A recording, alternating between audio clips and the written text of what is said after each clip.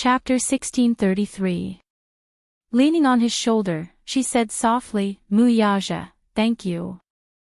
Thank you for understanding my stubbornness, thank you for understanding my decision." She leaned over, her soft and exquisite body pressing against his. Muyaja hugged her tightly, but purposely teased her. He lowered his head and kissed her red lips, asking back, "You? How do you plan to thank me?" Yun Shishir looked up, only to see him looking at her with a bit of passion and anticipation. Yun Shishir suddenly smiled, her bright eyes reflecting the gorgeous fireworks in the sky. Her smile was like a flower. Amidst the fireworks in the sky, she took the initiative to hook her arms around his neck. Her beautiful face leaned closer to him, and then, her sweet red lips gently pressed against his thin lips that were cold from the cold wind. The kiss deepened, gentle and charming. The crystal horse carriage drove through the romantic cherry blossom avenue. The passers-by looked up and saw an indescribably beautiful woman kissing a handsome man in the carriage. They all exclaimed in amazement, "Oh my God! Quick, look! Quick, look at the horse carriage! It's so romantic! I heard that Fairy Tale Valley has been booked by someone today, decorating it dreamily for the proposal ceremony, and it's open to tourists for free. Let the tourists witness it. Don't tell me it's the two people in the horse carriage. The woman is so beautiful, and the man is so handsome. Oh my God! They're so compatible." Under the witness of the crowd, under the beautiful and gorgeous fireworks, Yun Shishir hugged him, kissed him, and used the most intimate way to respond to him. Muyaja could not help but wrap his arms around her slim waist. His sexy lips curled into a slight smile. He was obviously very satisfied with her initiative. This kiss continued all the way to the main gate, and he was still reluctant to part. From the beginning, she took the initiative, until later, when she fell into his control, he kept attacking with impatient passion, attacking the city, unwilling to be separated from her. Yun Shishir was almost suffocated by his kiss. In a daze, she tried to force herself to sober up, but from the corner of her eyes, she saw that the horse carriage had already driven to the main gate, and the extended Bentley was waiting quietly at the gate. However, the driver standing in front of the car door did not dare to look directly at it, his head lowered, eyes and nose looking down, not daring to disturb them. She was even more embarrassed. Clenching her fist, she lightly punched his shoulder. But he was unmoved, not allowing her to escape. He held her neck tightly, forcing her lips to be closer to his, the tip of his tongue between her lips, constantly stealing her sweet breath. How long has it been since he tasted such deliciousness? He already could not remember. Kissing her, he could not stop. No. Yun Shishir was angry and embarrassed. This man, how could he not bear to stop once he started kissing her? There were so many people at the gate. Didn't he know he? From the corner of her eyes, Yun Shishir saw that many tourists were either stunned or heckling around the horse carriage, constantly raising the cameras in their hands, trying to capture such a romantic and beautiful scene. Wasn't this a little too high profile? Yun Shishir punched his shoulder, but before she could say anything to stop him, she felt the world spinning in front of her eyes. This man actually carried her in his arms and stepped out of the horse carriage. Chapter 1634. Yun Shishir saw the heat in his eyes. Muyaja's voice was hoarse and dark, as if he was trying hard to suppress something. "Be good, don't talk." Her soft and bone-chilling voice was undoubtedly the most powerful aphrodisiac at this moment. If he wasn't careful, he would be completely ignited. He could still barely hold it in. Muyaja carried her and walked to the front of the car. The concierge opened the car door, and he hugged her and stepped into the car. Just as the car door closed, he pressed a button to raise the partition between the driver's seat and the back seat. The covetous look in his eyes made her feel an inexplicable fear. "Muyaja, you," before she could finish her sentence, he pushed her down onto the seat. Immediately after, his tall body pressed down on her. Don't. She widened her eyes in panic and instinctively reached out to push him away. However, she was resisting, which aroused his desire to conquer her even more. When it came to matters of love, a man's desire to conquer would arise spontaneously from his bones. Moreover, he had to be in control of all the initiative. Even if she resisted, with her small strength, there was no way she could go against him. Moreover, she was going against the current Muyaja. As if he had gone mad, he covered her with his body and fiercely kissed her lips. Like a young man who had tasted the forbidden fruit for the first time, his kiss was impatient and predatory as he constantly sought her sweetness. Yun Shishir was almost unable to breathe from his kiss. She pushed his chest, but the man's heavy body was like Mount Tai, attacking her like a mountain toppling over. No matter how hard she tried, she still couldn't move an inch. Hey, Yun Shishir struggled uneasily, pushing him away and avoiding him. Muyaja suddenly pressed on her shoulders and opened his handsome eyes. She suddenly looked up and met his deep and endless eyes. The heat in his eyes fell on her face, as if it would burn her. He looked back at her. She stared at him, her eyes as helpless as a fawn's. Her charming eyes were like silk, and her beautiful peach blossom eyes were overflowing with light, rippling with gentle and beautiful emotions. Especially at this moment, it was as if her face was smeared with a layer of rouge. It was so damn charming. The sight of her caused him to feel as if a wave of terrifying numbness was spreading along a certain part of his body, causing his tendons and bones to soften and spread throughout his entire body. He wished for nothing more than to ruthlessly eat her up at this very moment. Looking into his dark eyes, it was as if there were two flames burning fiercely, as if they were going to devour her soul. However, in the end, he managed to maintain his last bit of rationality. Muyaja tried his best to control himself, suppressing the impulses in his body that were ready to explode. He hugged her, but he did not dare to move anymore. Hugging her tightly, his heavy breaths echoed in her ears, one after another, like a ferocious beast eyeing its prey, constantly letting out heavy breaths.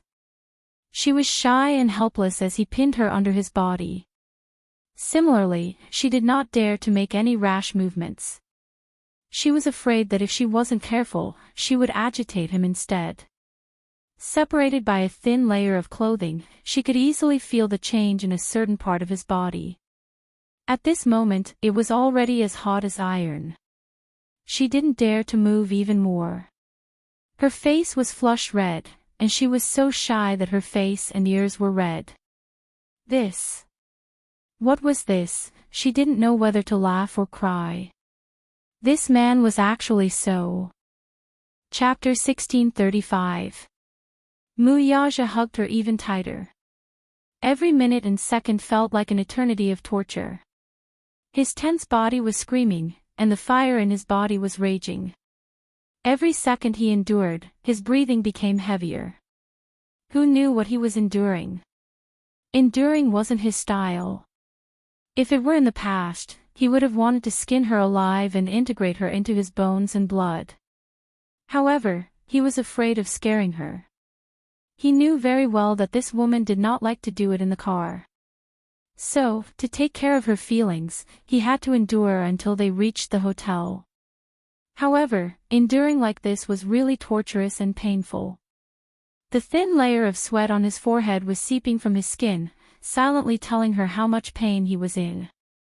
Yun Shishir did not know whether to laugh or cry, and her heart ached. After not seeing her for half a month, he really missed her. Whether it was his body or his heart. Damn it, he missed her. From his tense body and the fiery temperature, she could feel how hard this man was enduring at this moment. She hugged him tightly, and her heart could not bear to see him like this. Therefore, she held his handsome face lovingly and kissed him encouragingly between his eyebrows.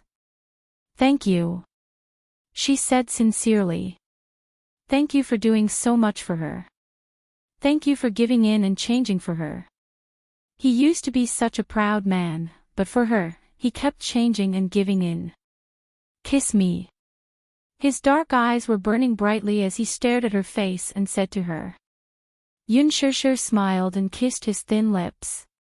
However, he was not satisfied. He kissed her lips deeply, as if he could use this to cool down his burning body and mind. Unexpectedly, this kiss was so inseparable that they kissed all the way. When the car stopped at the entrance of the hotel, he hugged her. The person in his arms was already in a daze from his kiss, and she did not know where she was from. When they were outside the car, the chauffeur gently knocked on the car window and said carefully, "CEO Mu, we've arrived." Only then did the two people in the car wake up. He left her lips, only to see her face in a daze. Her face was tender and naive, but it made her even more charming. She, on the other hand, felt a little dizzy from his kiss. When she left his lips, her eyes were slightly narrowed and the world was spinning in front of her eyes. His kissing skills were improving day by day, and in front of him, she was like a pitiful newbie. She was still a little inexperienced and was controlled by him, allowing him to dominate her. He couldn't help but smile as he lightly patted her face. "We're here, little fool." Yun Shirshir was still in a daze. She opened her eyes and looked around. When she pulled open the curtains, she realized that the car had stopped. She asked dizzily, "Where is this hotel?" Just as he finished speaking, before she could regain her senses, he pulled her into his arms and got out of the car. She let out a soft, "Aw."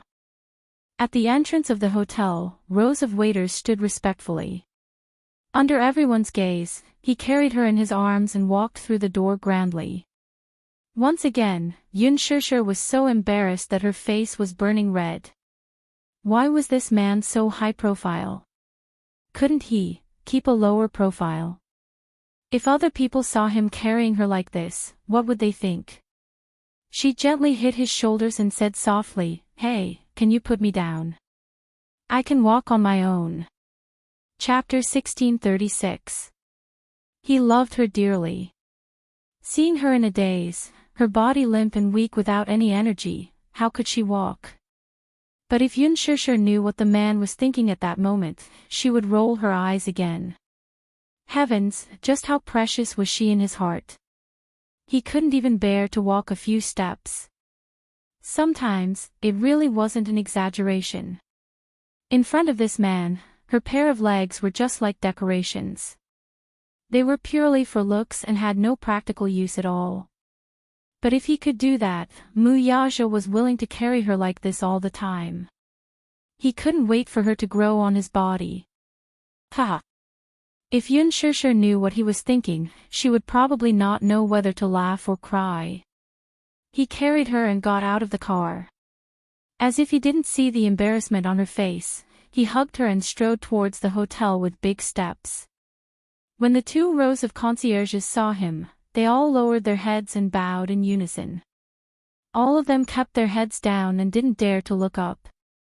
With the concierge leading the way, he carried her into the elevator. Under her many requests, he finally put her down. However, she didn't know if it was because she had been pressed down by him for a long time, but the moment her feet touched the ground, she went limp and almost fell to the ground. She managed to support him and barely managed to stand firm. The man looked at her, but there was a hint of playfulness in his eyes. He stretched out his long arm and wrapped it around her slender waist. His strong arm firmly supported her and lifted her body up a little. The elevator door slowly closed. At that moment, only the 2 of them were left in the narrow space. The quieter the space, the clearer the sound of the man's covetous breathing could be heard. It was heavy and deep, rising and falling one after another. It was obvious that he had endured to the point where he was on the verge of exploding.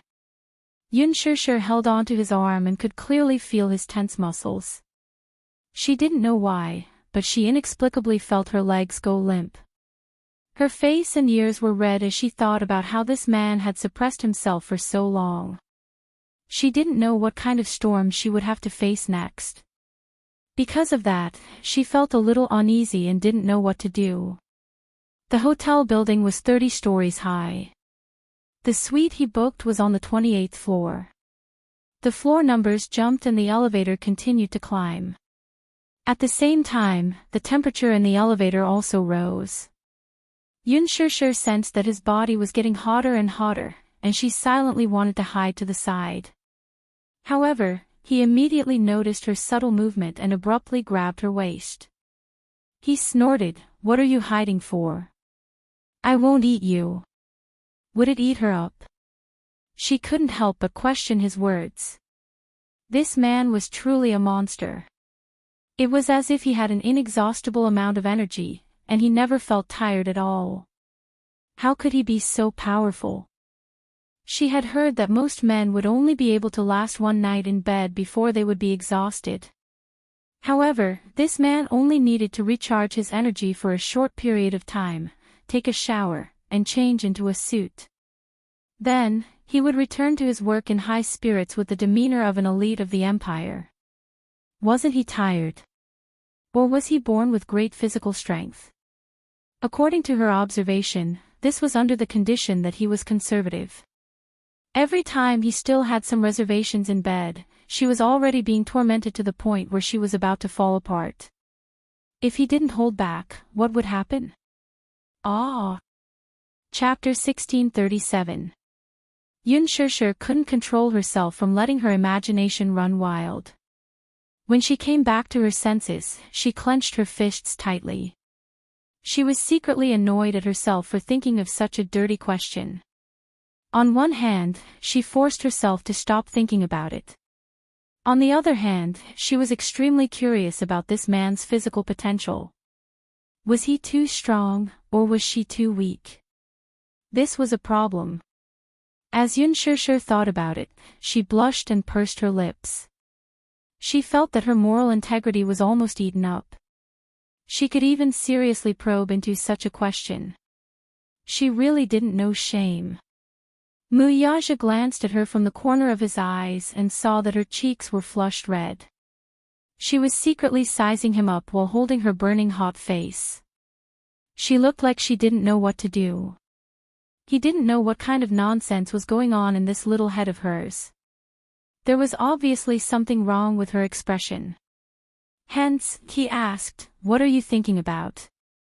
His sudden voice had startled her. She suddenly raised her head and shook her head guiltily. She hurriedly said, "I'm not thinking about any messy questions." Muyaja squinted his eyes suspiciously. She was giving herself away. This stupid woman. He didn't say anything, but she was so nervous. Her words were obviously trying to cover it up. Yun Shishir had just finished her words when she suddenly realized what she meant by not thinking about any messy questions. She had said such strange words and it would only make him more suspicious. She was so embarrassed that she was about to die. She was as childish and ridiculous as a child. Perhaps it was because she wasn't a match for this man. She had never been good at hiding her thoughts. If there was anything, she didn't know how to hide it properly. Hence, she had become a joke to him. He suddenly closed in on her and wrapped his arms tightly around her waist. Step by step, he pressed on. "Tell me honestly. What kind of nonsense are you thinking about?" I'm really not thinking about any nonsense," the more Yun Shishir said, the less confident she was. Even she wouldn't believe what she said. As for this man, his skills were so much higher than hers. Obviously, he wouldn't believe what she said. Hence, he leaned over slightly and got closer to her face. Sticking close to her ear, he said seductively, "Say it. Otherwise, I'll do you right now." His words were obviously laced with danger. Yun Shishir suddenly looked up and met his threatening eyes. She flew into a rage out of humiliation. "You! I didn't just say that." Muyaja smiled like an experienced hunter. His elegance and calmness were akin to that of a prey trapped in the palm of his hand. Moreover, he was full of interest. Yun Shishir got even angrier.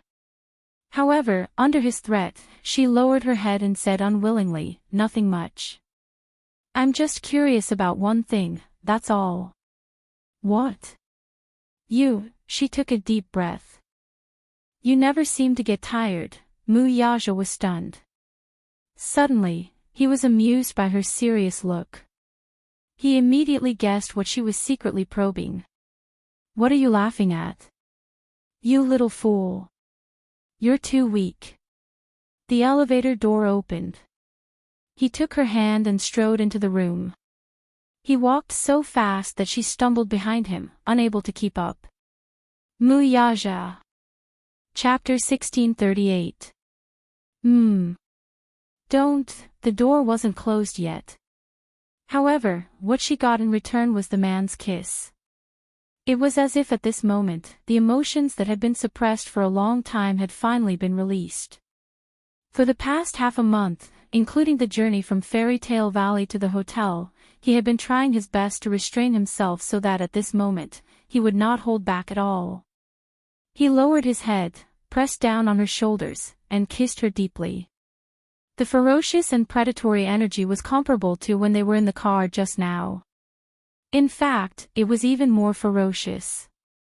Even though she repeatedly cried out in surprise, she could not resist him. He pressed his lips against hers and swallowed all of her resistance and rejection into his stomach. Previously, to take care of her, he had tolerated himself. However, now that they were here, it was the world where he could do whatever he wanted. He did not need to care about those trivial matters, and he did not need to suffer anymore. Now, he only needed to think about how to properly taste her goodness.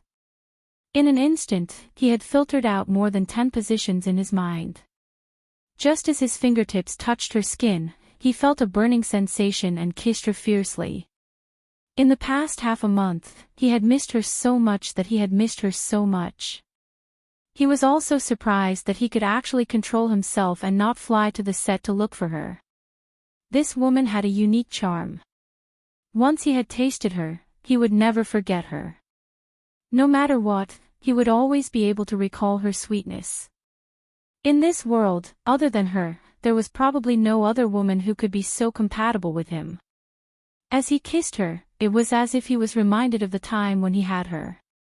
That carefree and unrestrained feeling was still vivid in his mind. When he touched her, it was as if he was bewitched and could not get rid of it. Door. As Yun Shishir struggled, she tried her best to remind him that he seemed to have something that he had not done. However, Mu Yaja was a little impatient. His long arm stretched out and with a click, the door was successfully closed as she wished. When she saw this, she heaved a sigh of relief. In the next second, she was lifted into the air. He actually reached out and his strong arm held her up steadily. At this moment, she was facing him with her back against the entryway, but her whole body was lifted into the air by him. "Look at me." Mu Yaja reached out a hand and grabbed her chin, forcing her to look at him. "Look at me." Yun Shishir looked at him and her gaze froze. "Stupid woman, you should concentrate now."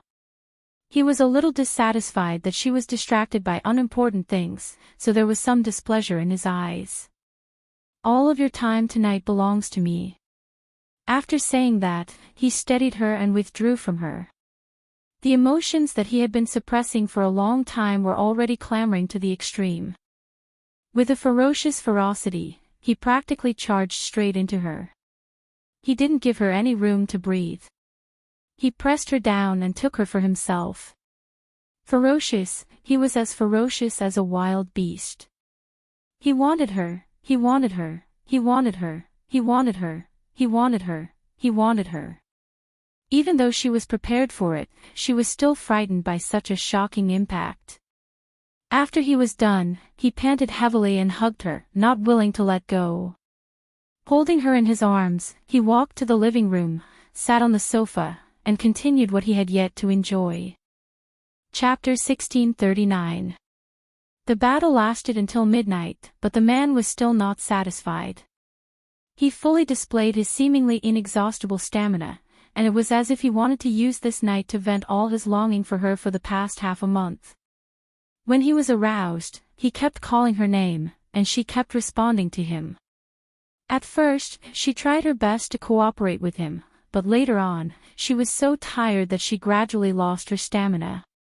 The battle was close to madness, and the smoke of gunpowder filled every corner of the bedroom. She only felt that the world had gone crazy. The sky was spinning, and the earth was moving. The whole world seemed to be collapsing, and the earth was shaking. All her rationality was ethereal, and it was difficult for her to return to her shell. Her mind was filled with the thought that he had gone crazy. And she, too, had gone crazy. They had both gone crazy. It was as if their bodies no longer belonged to them. Their bodies were dripping with sweat, and it was sticky. It felt as if the two of them had been fished out of a pool. Outside the door, the two little lads were curiously leaning against the door. They originally wanted to sneak around and find out what was going on. However, they were helpless as the soundproofing of the hotel was really amazing. The two of them wanted to stick their ears to the door, but they still couldn't hear anything. Sigh, forget it. Yu suddenly snorted and said, I listened to your nonsense, and that's why I came to do such a thing with you. Eavesdropping on Daddy and Mommy is too despicable. If Daddy finds out, he'll be angry again. Xiao Yichen felt wronged and said, Boo-hoo, you were the one who wanted to steal, shut up. Yu blushed and covered his mouth. He said anxiously, if you continue to talk nonsense, I'll ignore you. Okay.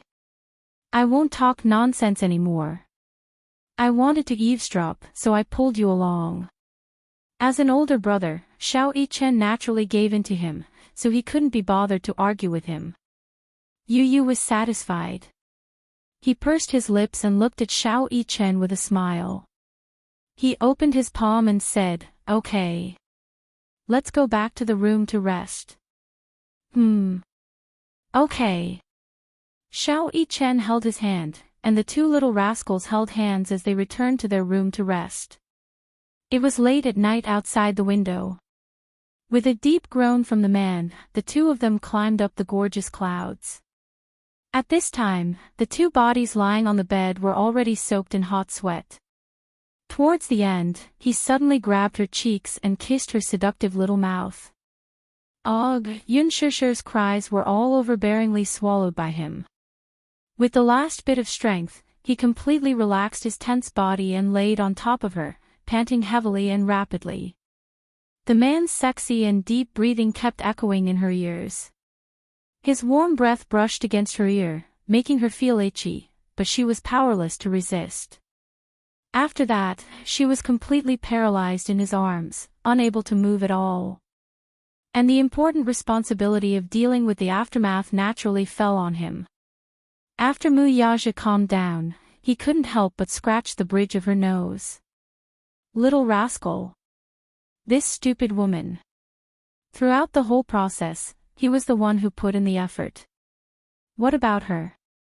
After everything was over, she was like a little rascal who only knew how to act shamelessly. She was paralyzed in his arms and didn't want to move at all. But it wasn't her fault. Chapter 1640. When he calmed his breathing, she was still panting heavily. One after another, it was as if the surrounding air was extremely thin and she was almost unable to breathe. It was as if he was trying his best to fill it up, but no matter what, he felt that it was not enough. Under his enlightenment, her body seemed to have turned into a puddle of spring water.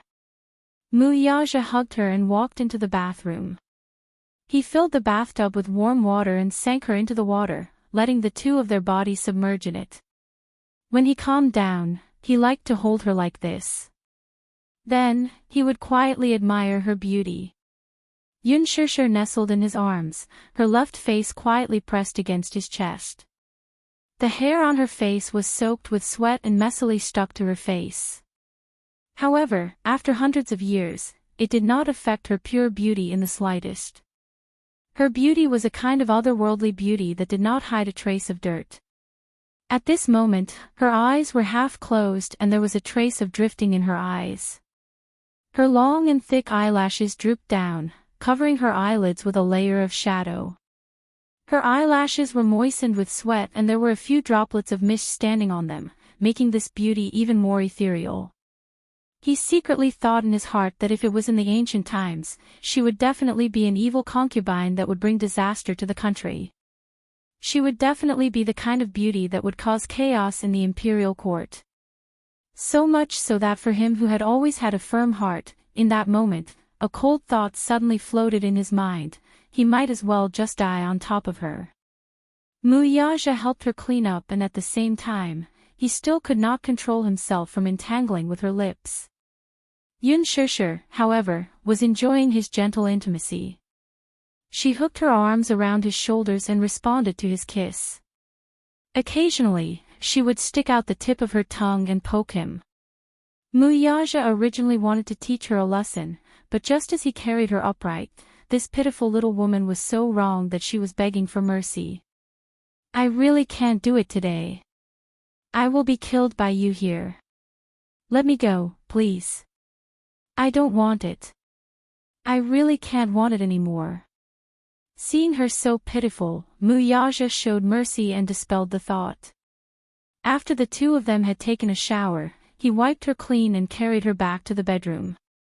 After getting on the bed, Yun Shishir comfortably rested her head on his arm and fell asleep soundly. This sleep was peaceful and steady, and it was actually a dreamless sleep. Early in the morning, he was woken up by the urgent ringing of the phone in the living room. Yun Shishir was still sleepy, but Muyaja was suddenly woken up. He put on a bathrobe and walked to the living room. He saw that it was Yun Shishir's phone ringing in her handbag. He picked up the phone and heard Qin Zhou's voice on the other end. "Shishir. Where are you? Yesterday, the crew found out that it was your birthday and wanted to celebrate with you, but you disappeared without a trace." Muyaja's brows sank slightly when he heard the manager's voice. "She's with me." These 5 words were a high-profile declaration of sovereignty. In his eyes, Qin Zhou was undoubtedly a big love rival. It was a heinous crime to divide up the time that they spent together. Before Yun Shishir could respond, Qin Zhou heard Muyaja's deep voice and was so shocked that he almost threw his phone away. After a short moment of shock, Qin Zhou laughed. "Chairman Mu. Ha! So Shishir is with you. I'm relieved. Shishir is now. She's still sleeping." Chapter 1641.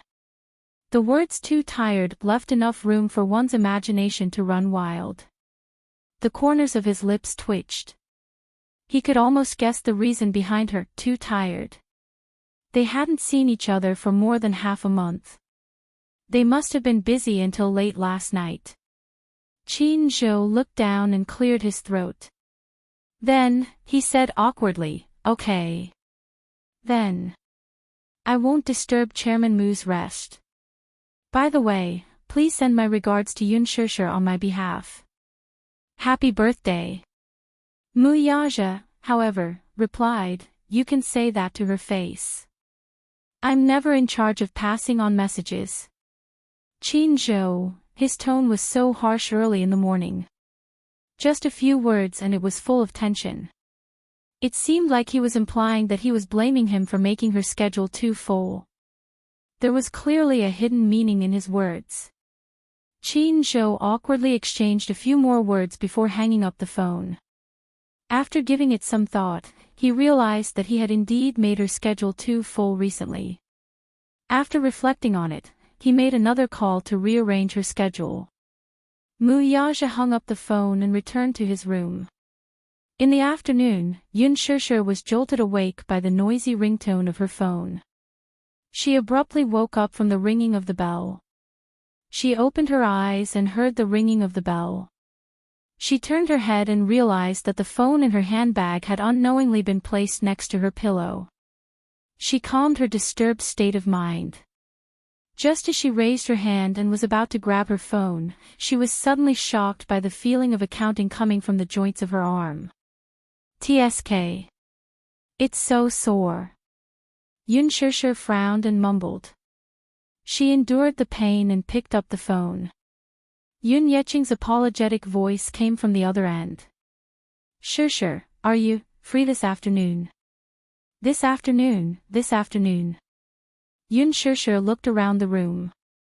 Only then did she recall the madness last night and where she was at the same time.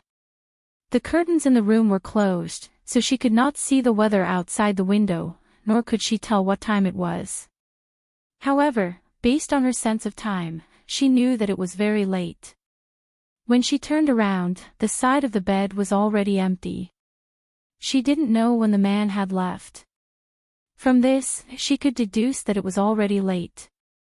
Yoon Shir held her phone and her face suddenly turned pale. She remembered that she had a scene this afternoon. Only then did Yoon Shir remember that she still had to film a scene today. Yesterday, her scene with Hwa Jin had not been completed. Logically speaking, she still had to shoot another scene today. And now, it must be almost noon, right? Oh my God. She had slept so deeply that she had wasted so much time. Why didn't that man remember to wake her up? She had a lot of work to do in the afternoon. She didn't know if she could make it in time. Shir. On the other end, Yoon Yeching's voice snapped her out of her daze.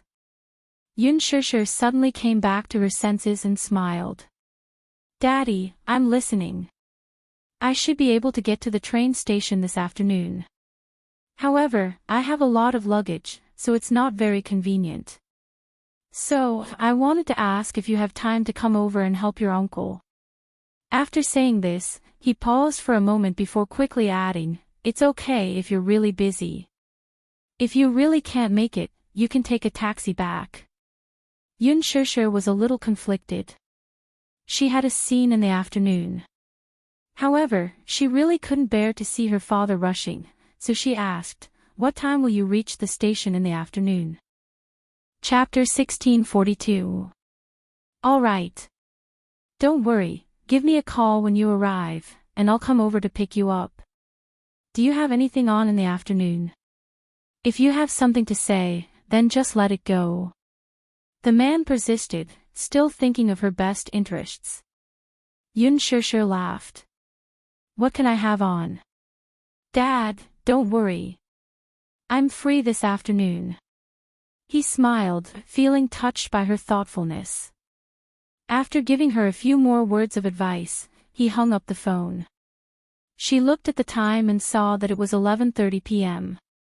Hence, she hurriedly dialed Director Gu's number. She wanted to ask when the afternoon shoot would end, but the man politely said, Shir, it was your birthday yesterday. I wanted to arrange for everyone in the production team to celebrate your birthday, but unfortunately, I don't know where you went afterward. Since it's your birthday, I'll give you 2 days off. Have a good rest today and tomorrow. Report to the production team the day after tomorrow. The man's kind words gave her a huge shock. To be honest, she was a little dumbfounded. In reality, she had called Gu Xiaoyang to ask for a day off, but when she thought about how she had left the set without permission yesterday, she braced herself for a harsh scolding. Trembling with fear, she waited for Gu Xiaoyang to give her a good scolding.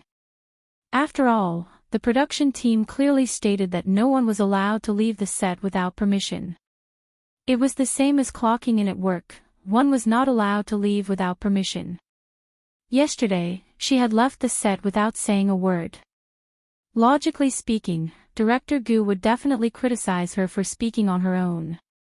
He would also give her an appropriate punishment. In the end, he would make an announcement to the entire set to punish her as an example to others. However, he didn't expect Gu Xiaoyang to be so reasonable after this phone call.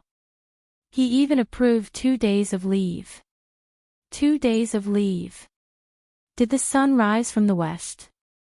This was a rather luxurious treatment that only A-list stars or protagonists could enjoy. Yun Shishir was ecstatic. Although she had an unfinished scene and felt a little uncomfortable with the unfinished work hanging there, these few days were indeed too tiring for her. She needed time to rest properly. After half a month of continuous filming, she was already exhausted. She had applied for leave several times, but the director did not approve it. She did not expect to be granted leave today. Yun Shishir was so excited that she couldn't calm down. She put down her phone, sat up, and lifted the quilt to get out of bed. However, just as she lifted the quilt, she suddenly saw the ambiguous marks on her body. Especially the base of her thighs, there were actually bruises. She was so embarrassed that she couldn't even show her face. Her skin was very white and tender. Even if she was casually pinched without using any strength, it would leave an eye-catching mark. Not to mention the unrestrained battle last night. When she thought of this, Yun Shishir felt extremely embarrassed. When she got off the bed, the moment her toes touched the ground, she almost fell down. Oh God, her thighs were sore and swollen, and her waist was so soft. She didn't know what had happened to her body after that night. When he got off the bed, his whole body was in a daze, and there was even a faint feeling of lack of oxygen. Rather than saying that he was crushed by the wheels, it would be more appropriate to say that his entire body felt like it was falling apart. At this moment, even moving his arms was strenuous. Yun Shishir calmed down, gently massaged her waist, took a deep breath, and got off the bed. Chapter 1643. Pushing open the door, she was greeted with a room filled with warm sunlight. The sun was shining brightly outside the window. This was a luxurious suite that included a small business conference room, a living room, a bedroom, a bathroom, and a study room. Yun Shishir put on a bathrobe and walked into the study room. She saw Muyaja sitting in front of the computer, staring intently at the screen.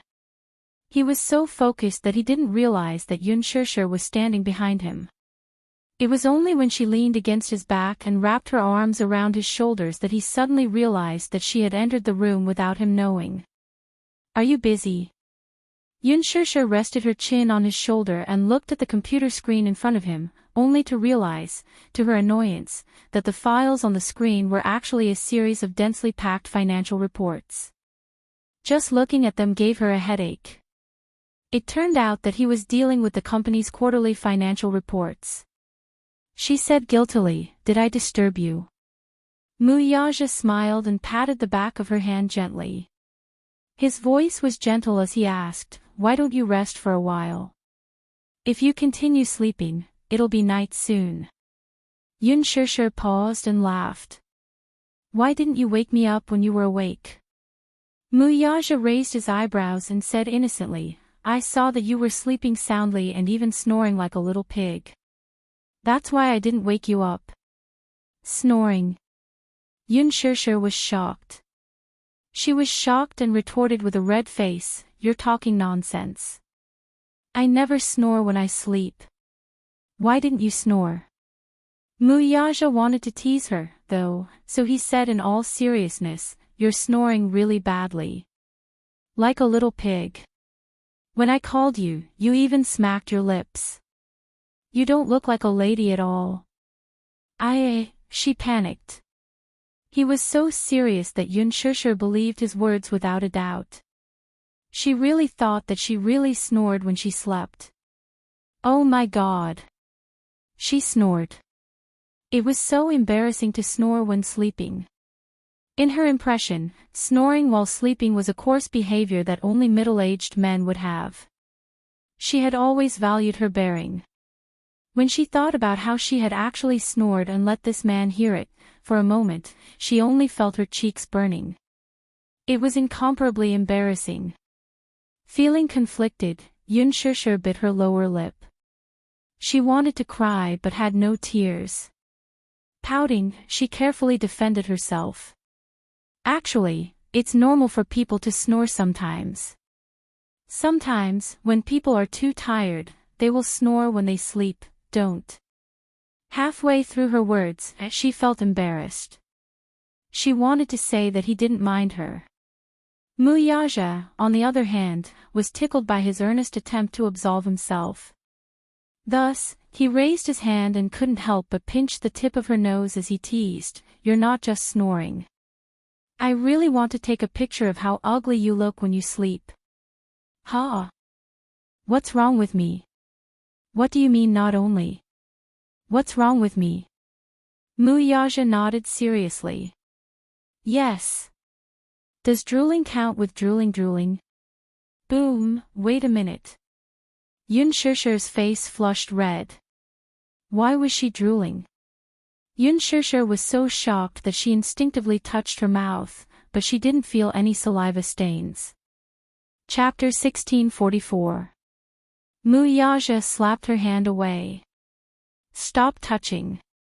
When I woke up in the morning, your saliva was all over my arm. I used a towel to wipe it clean for you." He said it so seriously that Yun Shishir believed him even more. With a dejected look, she said, Why was I salivating? I really don't know." As she said that, she bit her lips in annoyance and cried out in her heart. It's over, it's over." Her ugly sleeping state was actually seen by this man. Yun Shishir was very concerned about her image in his heart. Salivating and snoring. Why was she like those middle-aged men who picked their feet when she was asleep? Seeing her reaction, Muyaja found it cute and interesting. He couldn't help but curve his lips and snigger. Yun Shishir heard him snickering and looked at him suspiciously. Alas, he was quick to restrain himself. By the time he looked at her, his smile had already disappeared and he was looking at her with a straight face. He did not know how to laugh at all. I might really be too tired. I hope you don't mind." However, Muyaja harumphed coldly. "Salivating and snoring. I can tolerate that. But do you know that talking in your sleep in the middle of the night, rolling up the blanket, and even kicking people? That's really too much." Yun Shishir widened her eyes in shock and looked at him in disbelief. "That's impossible. When I'm sleeping, I'm quite well behaved. I've never kicked people or talked in my sleep." Her. Rolling up the blanket was especially too much. "When I woke up in the middle of the night, the blanket on my body was gone." As he said that, Muyaja sighed helplessly. "I really don't know how badly you tormented me last night." Yun Shishir bit her lips. She really wanted to cry but had no tears. She really didn't know that she had so many bad habits when she was asleep. Muyaja even sneezed according to the situation, scaring Yun Shishir so much that she didn't know what to do. Are you alright?" "It's fine." Muyaja frowned. She probably caught a cold. When Yun Shishir heard this, she felt even more regretful. She wrapped her arms around his and said, "I'm sorry, I didn't know. I really didn't know my sleeping posture was so bad. That was because I had always slept alone. You had never said that when I slept with him in the past. That's why I didn't know I had a bad sleeping posture." When Muyaja heard this, he laughed in his heart, but on the surface, he pretended to be noble and cold, ignoring her. Yun Shishir was even more frightened, thinking that what he said was true. She said pitifully, Did you catch a cold? If I catch a cold, I'll feel guilty." Just as she was racking her brains to come up with a way to smooth things over, the man's lips curled into a smile as he suddenly wrapped his arms around her waist. In just a split second, he had her in his embrace. Lowering his head to look at her, he lovingly planted a kiss on her cheek. Her. "Little idiot, no matter how bad your sleeping posture is, I like it." Yun Shishir was stunned. Looking at the playful look in his eyes, she suddenly reacted. Pointing at him, she complained, You weren't teasing me just now, were you? You just realized." Muyaja moved his face closer to hers. The playful smile in his eyes had a tinge of naughtiness as their noses touched. I like to tease you. He liked to see her flustered and helpless, like an anxious little bunny. Chapter 1645. This was probably one of the few disgusting interests that he could enjoy. Yun Shusher punched him hard, but even though she used a lot of strength, it did not hurt him at all. He could not help but laugh. To him, this little fellow's strength was not worth mentioning at all. Muyaja, why are you so bad? You actually lied to me and said that my sleeping posture was bad, hey? Do you know that I almost believed you? Yun Shusher felt extremely wronged. She had actually been so stupid to believe his words and even seriously consider how to explain herself. But she did not expect that he was just teasing her. She was extremely unhappy. Why did she feel so stupid and gullible? Was it fun to tease her? Muyaja rubbed the tip of her nose and asked gently, why are you getting out of bed now? I saw that you were so tired yesterday. Why don't you rest for a while more? His words fell into her ears, but they were extremely ambiguous. Seeing that she was so tired, his words made her recall the crazy scene from last night and her face became even hotter.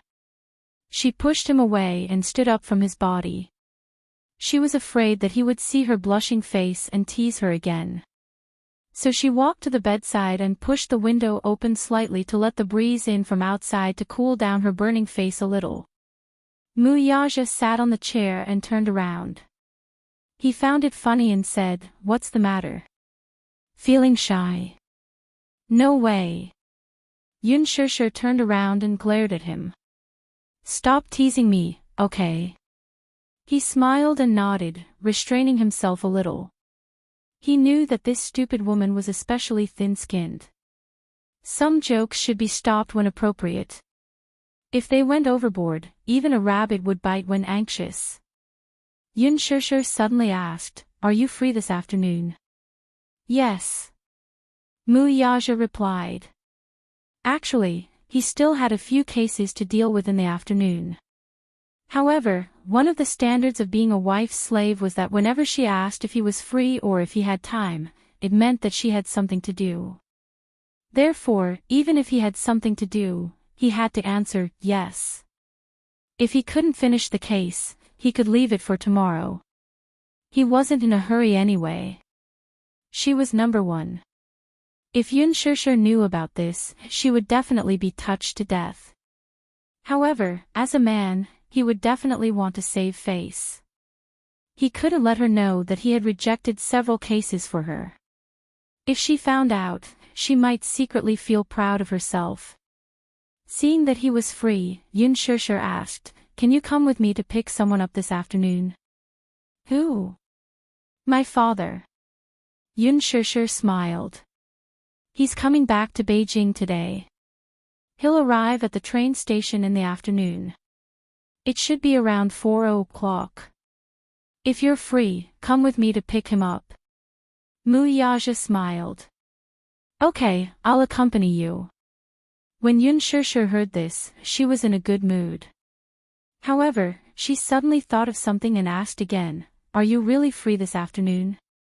I see that you are usually very busy. I happen to be free this afternoon. Okay. Love you. She hugged him by the shoulders and gave him a kiss before running to the bedroom to report to her father on the phone. Shusher, can you prepare 2 cars this afternoon? No problem. Do you have a lot of luggage? It's like this. Chapter 1646. Yun Shusher was taken aback by his words. Yun Yeching found a secluded place and explained his purpose for coming. It turned out that Yun Yeho had initially refused to go to the capital for no other reason than that he knew what his wife was up to. She wanted to make use of this opportunity to escape from this destitute place and, by basking in Yun Yeching's limelight, secure a good job for her 2 daughters in the city. If she could find a decent job in the city, it would be a glorious thing. This job, however, was another matter altogether. She was mainly thinking that if she could find a wealthy husband for her 2 daughters in the city, then she wouldn't have to worry about the rest of her life. Furthermore, with Yun Yeqing in the city, she would not have to work so hard to serve him. She even planned to find a second love and marry another man in the city. After all, she was still young in her 40s. She could not let Yun Yeho drag her down for the rest of her life. If she could marry another man, she would decisively kick away the crippled Yun Yeho and live a happy life of her own. Women, after all. Husband and wife were birds in the same forest, but they would fly away in the face of disaster. Moreover, there was a saying that went, "A fine bird chooses a tree to nest in." Yun Yeho was crippled and had lost his ability to work. He would have to rely on others to take care of him for the rest of his life. She did not want to be a coolie, so she naturally had the idea of looking for a better job. How could he not see through her thoughts? After being married for so many years, he had long figured out what she was thinking. Moreover, he was now crippled, so his mind was very sensitive. When a person reached this stage, they would be able to see things and people clearly. It was especially so at this time that one could see through people's hearts. Therefore, he did not want to be a burden to Yun Yeqing, so he repeatedly emphasized that he would stay in his hometown and not go to the capital. Alas, no matter how his wife and daughters persuaded him, he would not waver. His wife was almost angered to death by him. In the end, it was Yun Yeqing who came to persuade him. He told him, "Brother, I'm bringing you to the capital so that I can take better care of you. It's been hard on you these past few decades, I'm the one who made you suffer. You don't have to worry about whether going to Shangjing will bring me any burden or trouble. This isn't something you should be worried about. Moreover, you're my younger brother. This is what I should do. Don't tell me you want me to leave you at home and watch you suffer. How can I, as your older brother, stand by and watch? I've seen everything you've done for the past few decades. When I was in my prime, you quietly took care of my old mother for me. When I was down and out, you secretly came to the capital and gave me your hard-earned money. And these past few decades, you've been fulfilling filial piety on my behalf. You've been responsible for so many years. You've been responsible for so many things that you shouldn't be responsible for. Now that you can't bear it anymore, it's time for me, your older brother, to take responsibility for you. Mother is no longer here, and you are one of the few things I care about in this world. Come with me to the capital and let me take good care of you. Now that life is better, and Shishir is also working hard, I have nothing to worry about other than you." Chapter 1647. Ah ho, don't say such things. In any case, I've already made up my mind to bring you back to the capital. You don't have to throw a tantrum, just listen to my arrangements. Yun Yeho was touched by this, but he could not say anything about it. Now that Yun Yeqing was bringing Yun Yeho to the capital, his troublesome wife and 2 daughters would, of course, follow suit. As a result, Xiang Yu and her 2 daughters had packed their bags and followed him excitedly to the capital to enjoy life. As mentioned earlier, when Yun Yeho was young, he worked at a construction site and earned enough money to build a new house in his hometown. After building the new house, he married his wife and gave birth to a pair of daughters. What happened in the end? Although they were not rich at first, they still led a stable life. Man proposes, God disposes. Yun Yeho got injured while working and became half paralyzed. With his pillar of support collapsing, the burden of living naturally fell on his wife's shoulders. She had a seriously ill mother-in-law and a half-paralyzed husband at home. Logically speaking, if he got injured at the construction site, it would be considered a work injury and he should be compensated. Alas, the contractor ran away with the worker's hard-earned money and could not be found. Not to mention compensation, he did not even get a single cent of his salary. As a result, he could only enjoy some subsidies from the village and rely on the few acres of farmland at home for his income. His wife was willing to work hard without complaint at first, but as time passed, she began to complain. Others were gradually leading better lives, but what about her? It was bad enough that her husband was useless, but he even became half paralyzed while working at the construction site. Was this not equivalent to living as a widow? Not to mention earning money, she could not even live a normal life as a married couple. Although she had 2 daughters, she was not even 40 years old. She was at the age when she needed to live a life as a married couple. Now that she was half paralyzed, she was practically a widow. This was even better. During the day, she had to farm outside, and when she returned, she had to take care of a seriously ill mother-in-law. Yoon Yeho, who was bedridden, also needed to be taken care of. Gradually, her complaints increased. As a woman, she was also bullied outside. After all, the only man in the family had collapsed, so the villagers looked down on her and often made things difficult for her. At this time, one of her daughters failed to enter a university, so she sent her to work at the factory. As for the other, she was more promising and managed to enter a university. In the end, when she found the passbook at home, she found that the money in it had disappeared without a trace. With the passbook in hand, Seong-yu went to Yoon Yeho's sickbed and questioned him about the whereabouts of his money. Yoon Yeho's mind at first. Later on, Seong-yu threw a tantrum at home, smashing pots and bowls, which alarmed her 2 daughters. It was only then that Yoon Yeho stuttered and explained that when Yoon Yeching's family was in dire straits a year or 2 ago, he had secretly given him a sum of money to tide him over when he went to the capital to visit his relatives. How could his wife let it go when she heard that?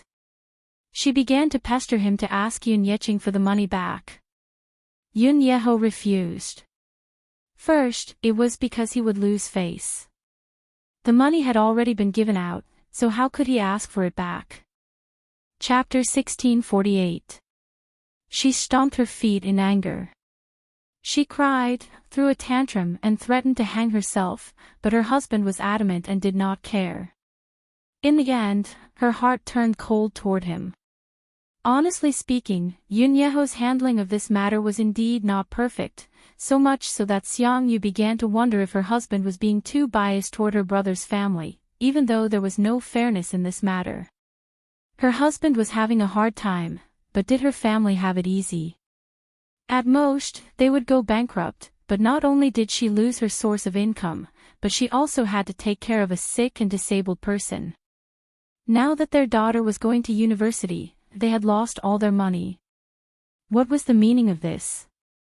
Because of this, their younger daughter could not complete her university studies and had no choice but to work in a factory with their elder daughter. Because of this, she bore a grudge against them and even became sloppy when it came to taking care of her mother-in-law and husband. When Yoon Yeching found out about this when he went back to attend the funeral, he felt very apologetic and said that he wanted to compensate her with the money. Although the money was paid, the woman could not get rid of the hatred in her heart. Although she appeared polite on the surface, she did not buy it in her heart. What was the point of returning the money? Because of this, her daughter could not complete her university studies. This became her lifelong regret. One must know that having a university student in the family was a respectable thing. It was all ruined because of her husband's family. There was one more thing that he did not know. Sometimes, when she returned home late, it was not because she had just returned from the fields. Instead, it was because she had an affair with a bachelor next door behind his back, and the other party gave her a few hundred yuan for it. Everyone in the village knew that she was having an affair behind Yoon Yeho's back, but he was kept in the dark. Hence, many people in the village secretly laughed at him. Everyone in the village laughed at Seong-yu for being a loose woman. Anyway, her reputation had been spread out. They all said that she was a woman who did not abide by the virtues of a wife. When Yoon Yeching returned to his hometown this time, he also heard some gossip. He was furious and had many opinions about this woman. However, in order to avoid agitating him, he suppressed the urge to bring it up. Still, he did not have a good impression of this woman.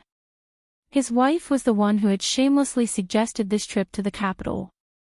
Hence, he decided to find her a place to rent out once they reached the capital. He couldn't let Xiangyu become Shusher's burden. At 4 in the afternoon, Yun Shusher and Mu Yaja arrived at the station early in the morning. Each of them drove a Mercedes-Benz SUV. Mu Yaja specially called for bodyguards to clear the road to prevent paparazzi from taking photos. They were all public figures. Naturally, they had to be on guard when they appeared in public. When the car arrived at the station, Yun Yeqing gave her a call.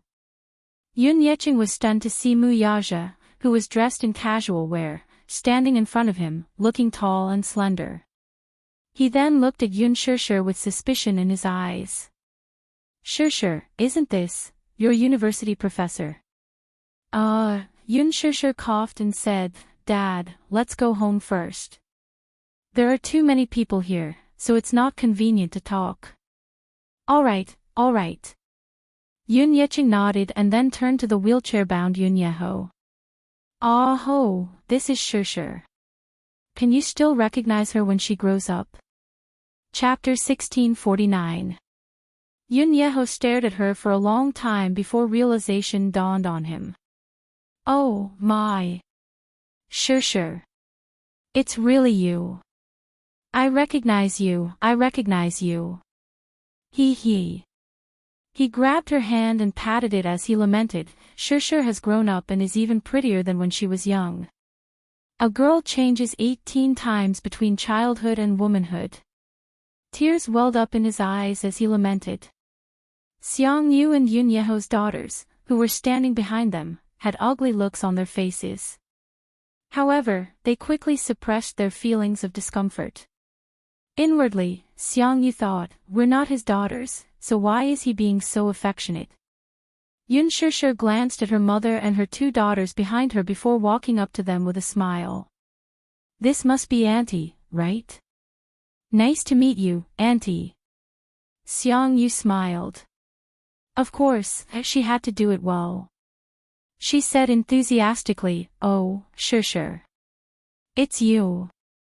Look, you've changed so much since you've grown up that Auntie couldn't recognize you." At the side, her eldest daughter, Yun Qingmiao, suddenly asked, Sister Shusher looks different from when she was young." "I can't tell." Yun Qingmiao was 3 years older than Yun Shusher and had met her once when she was young. Her other daughter, Yun Qinli, said disapprovingly, "Sis, how many years has it been since you last saw Shusher? You must have forgotten how she looks like." Yun Shusher smiled and sweetly greeted, "Sister Qingmiao, Sister Qinli." The 2 sisters went forward and shook hands with her, but for some reason, Yun Qinli looked at her strangely. Yun Qinli didn't really like her. After all, if not for Yun Yeqing's matter, she would not have failed to attend university and become a laughingstock. Mu Yaja walked forward, but when he appeared in front of the sisters, he instantly attracted the attention of the mother-daughter trio. He was too dazzling. Even though he was wearing sunglasses and a low-key casual outfit, standing silently beside Yun Shusher, it was hard to ignore his powerful aura.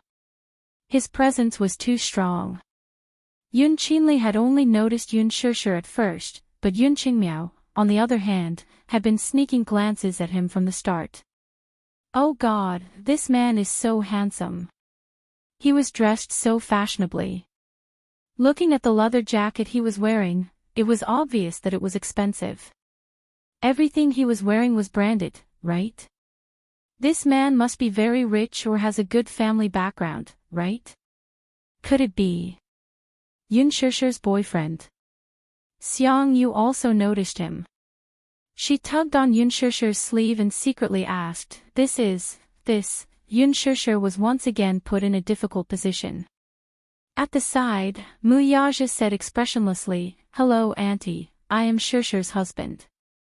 The sudden sound made Yun Shusher choke on her saliva. Cough. She snapped back to reality and glared at him unhappily. This man, how could he talk to himself? He had just proposed and had yet to register his marriage. How could he be considered her husband? Muyaja received her angry glare and smiled. What's wrong? Why are you so shy? Husband. Everyone exclaimed in unison in shock, but they all cast their gazes on them in disbelief. No one was more surprised than Yun Yecheng. This man, wasn't he her university professor? Why did he return to his hometown to visit his family for only a few months and become her future son-in-law? Yun Yeho's eyes widened as well. Chapter 1650. Yun Qingmiao pressed on. That's right. I haven't heard that you're married in our hometown, and there's no wedding banquet either. Have you guys registered your marriage? Yun Shishir was a little embarrassed as she answered, We haven't registered our marriage yet. Everyone's expression became even weirder when they heard that. Yun Yecheng, in particular, furrowed his brows and glared at his future son-in-law as if he were looking at a love rival. He was somewhat suspicious, afraid that the latter was a bad guy who had appeared out of nowhere to kidnap his daughter. His eyes were full of wariness as he sized him up. Muyaja also sensed the unfriendliness in his father's gaze. He turned to look at him and gave him a deep smile. On the other side, when Xiangyu heard Yun Shishir's words, she was a little picky. How can you be considered my husband when you haven't registered your marriage? Yun Shishir was about to reply when Muyaja spoke first. Shishir is my wife.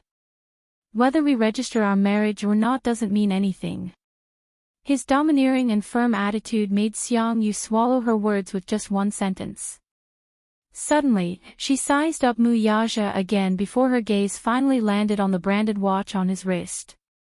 He was dressed very low-key today, and this watch was probably the only thing on him that symbolized his status. Yun Qingmiao also saw the watch on Muyaja's wrist. Startled, she leaned close to her mother's ear and whispered, Mom, this man seems to be very rich. He's wearing a Vacheron Constantine watch. This watch costs at least a few 100,000 yuan, and the more expensive ones cost millions. Vacheron Constantine. Her mother was shocked and even more incredulous. She had never heard of this watch.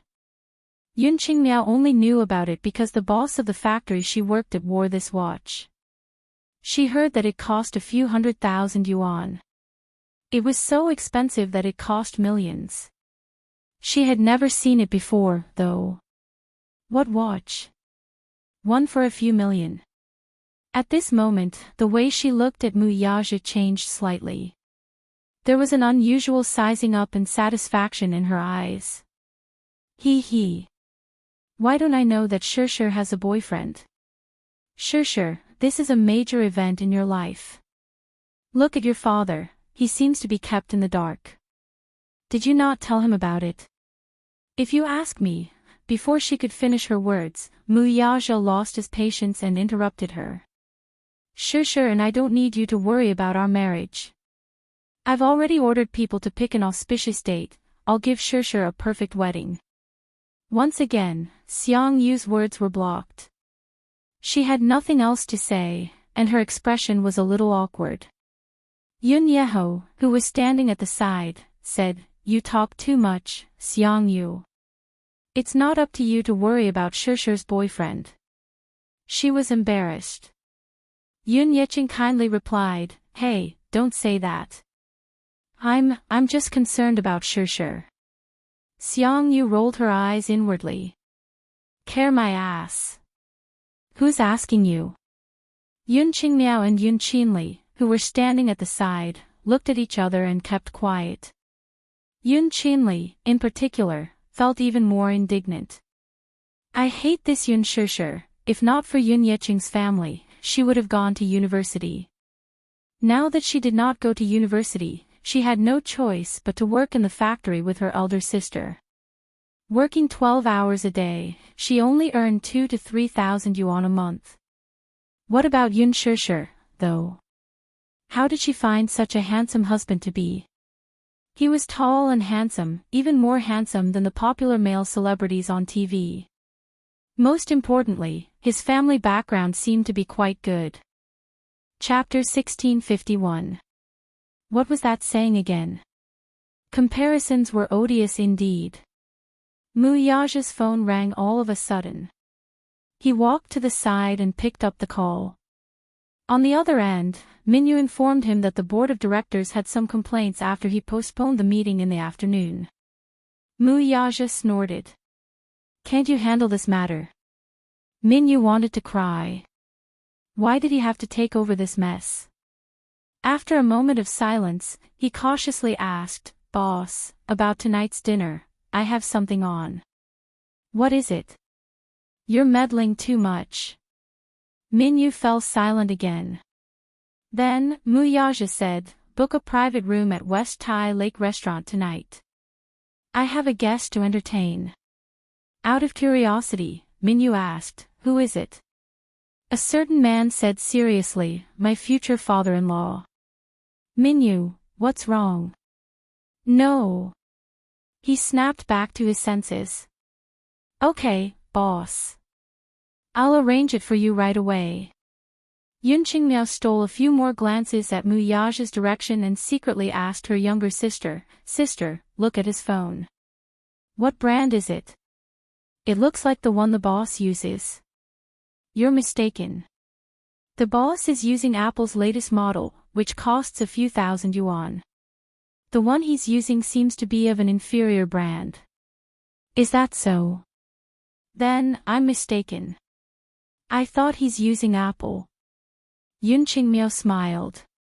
In their eyes, Apple phones were probably the most identifiable phones on the market. They were expensive and beautiful, and many people would spend months of their salary on them to make themselves look good. When they looked at Muyaja's phone again and saw no logo, they thought it was of an inferior brand. They were confused for a moment. This man is wearing such an expensive watch, so why is his phone of an inferior brand? It's too degrading.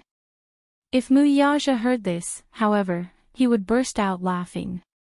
This phone was a global limited edition custom-made by a technology company for high-end customers. Therefore, there was no logo on it, making it luxurious yet low-key. Yun Yeqing suddenly pulled Yun Shishir aside and asked in a hushed voice, Shishir, is what he said true? What? He's your boyfriend. Her father was perplexed. Didn't you tell Dad that he's your university professor? How did he become your boyfriend when Dad wasn't around? When did this happen? In fact, he was well aware of the man's identity. Yun Shishir had lied to him and said that he was a university professor. However, he had seen this man standing next to Yu at the hospital that time. Their facial features were so similar. How could she lie to him? Hence, he guessed that this man was from the Mu family. But the Mu family in the capital, however, he was from a wealthy family with such a high threshold. He was afraid that Shishir would be wronged if she were to be with this man. Dad. Yun Shishir did not know what he was worried about. She hugged his arm coquettishly. I'll explain this to you when we get back, okay? Yun Yeqing's expression softened as he nodded. All right. You're not young anymore, so it's understandable for you to find a partner. However, you must keep your eyes open when you're looking for a partner. If you're going to spend the rest of your life together, you must find someone you like and suitable. Okay. Okay. I'll follow your teachings. Yun Shishir said mischievously. Chapter 1652. Muyaja walked up to him and said, Uncle, Shishir and I have prepared a welcome banquet for your return to the capital. It's getting late, let's go. There's no need to go through so much trouble. Yun Yeqing politely declined. Muyaja smiled, but his tone was as domineering as ever. I'm all prepared. If you don't go, I'm afraid you'll be letting Shishir down. Yun Shishir chimed in, that's right, Dad. Uncle and Auntie will be here this time, along with my two sisters, so we must treat them well. Dad, just go. Yun Yeqing could not persuade her otherwise. Thus, Muyaja and Yun Shishir took his luggage and walked toward the car parked at the entrance. Yun Qingmiao had just reached the entrance when she saw two Mercedes-Benz cars parked there. One was a black Mercedes-Benz AMG, while the other was a white Mercedes-Benz AMG. Yun Qingmiao did not understand cars, but she could recognize the logo.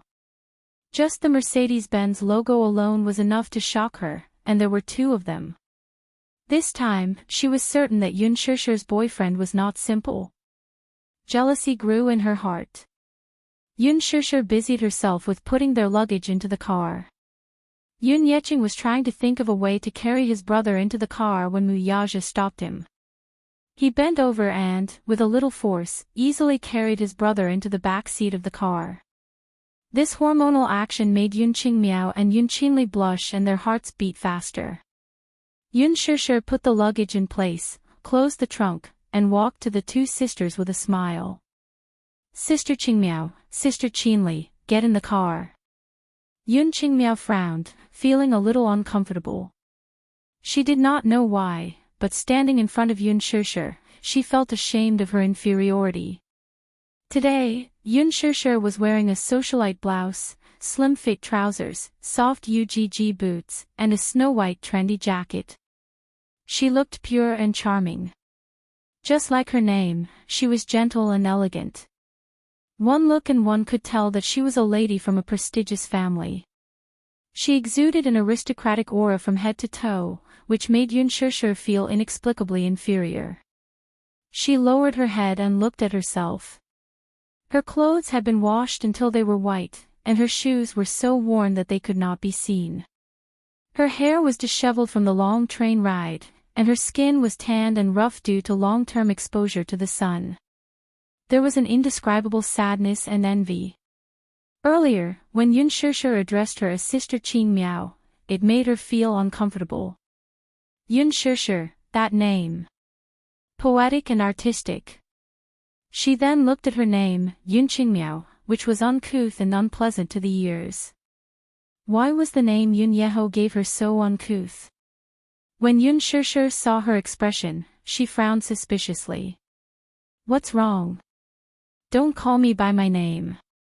Why? Yun Shishir was baffled. Your name is so nice. It's so embarrassing that my name is so uncouth and unpleasant, retorted Yun Qingmiao. Yun Shishir smiled. No, I think Sister Qingmiao's name is very nice. He. Don't try to coax me. It's so embarrassing. I think that names are given by parents, so no matter what I'm called, I think it's nice. Yun Shishir gave him a serious look. Chapter 1653. He. Yun Yecheng's face was flushed red. When they got into the car, Yun Qingmiao pointed at Mu Yaja's car and asked, Shishir, can Qinli and I sit in this car? Sure. You can sit anywhere you want. Since both cars were spacious, it was not a problem for them to sit together.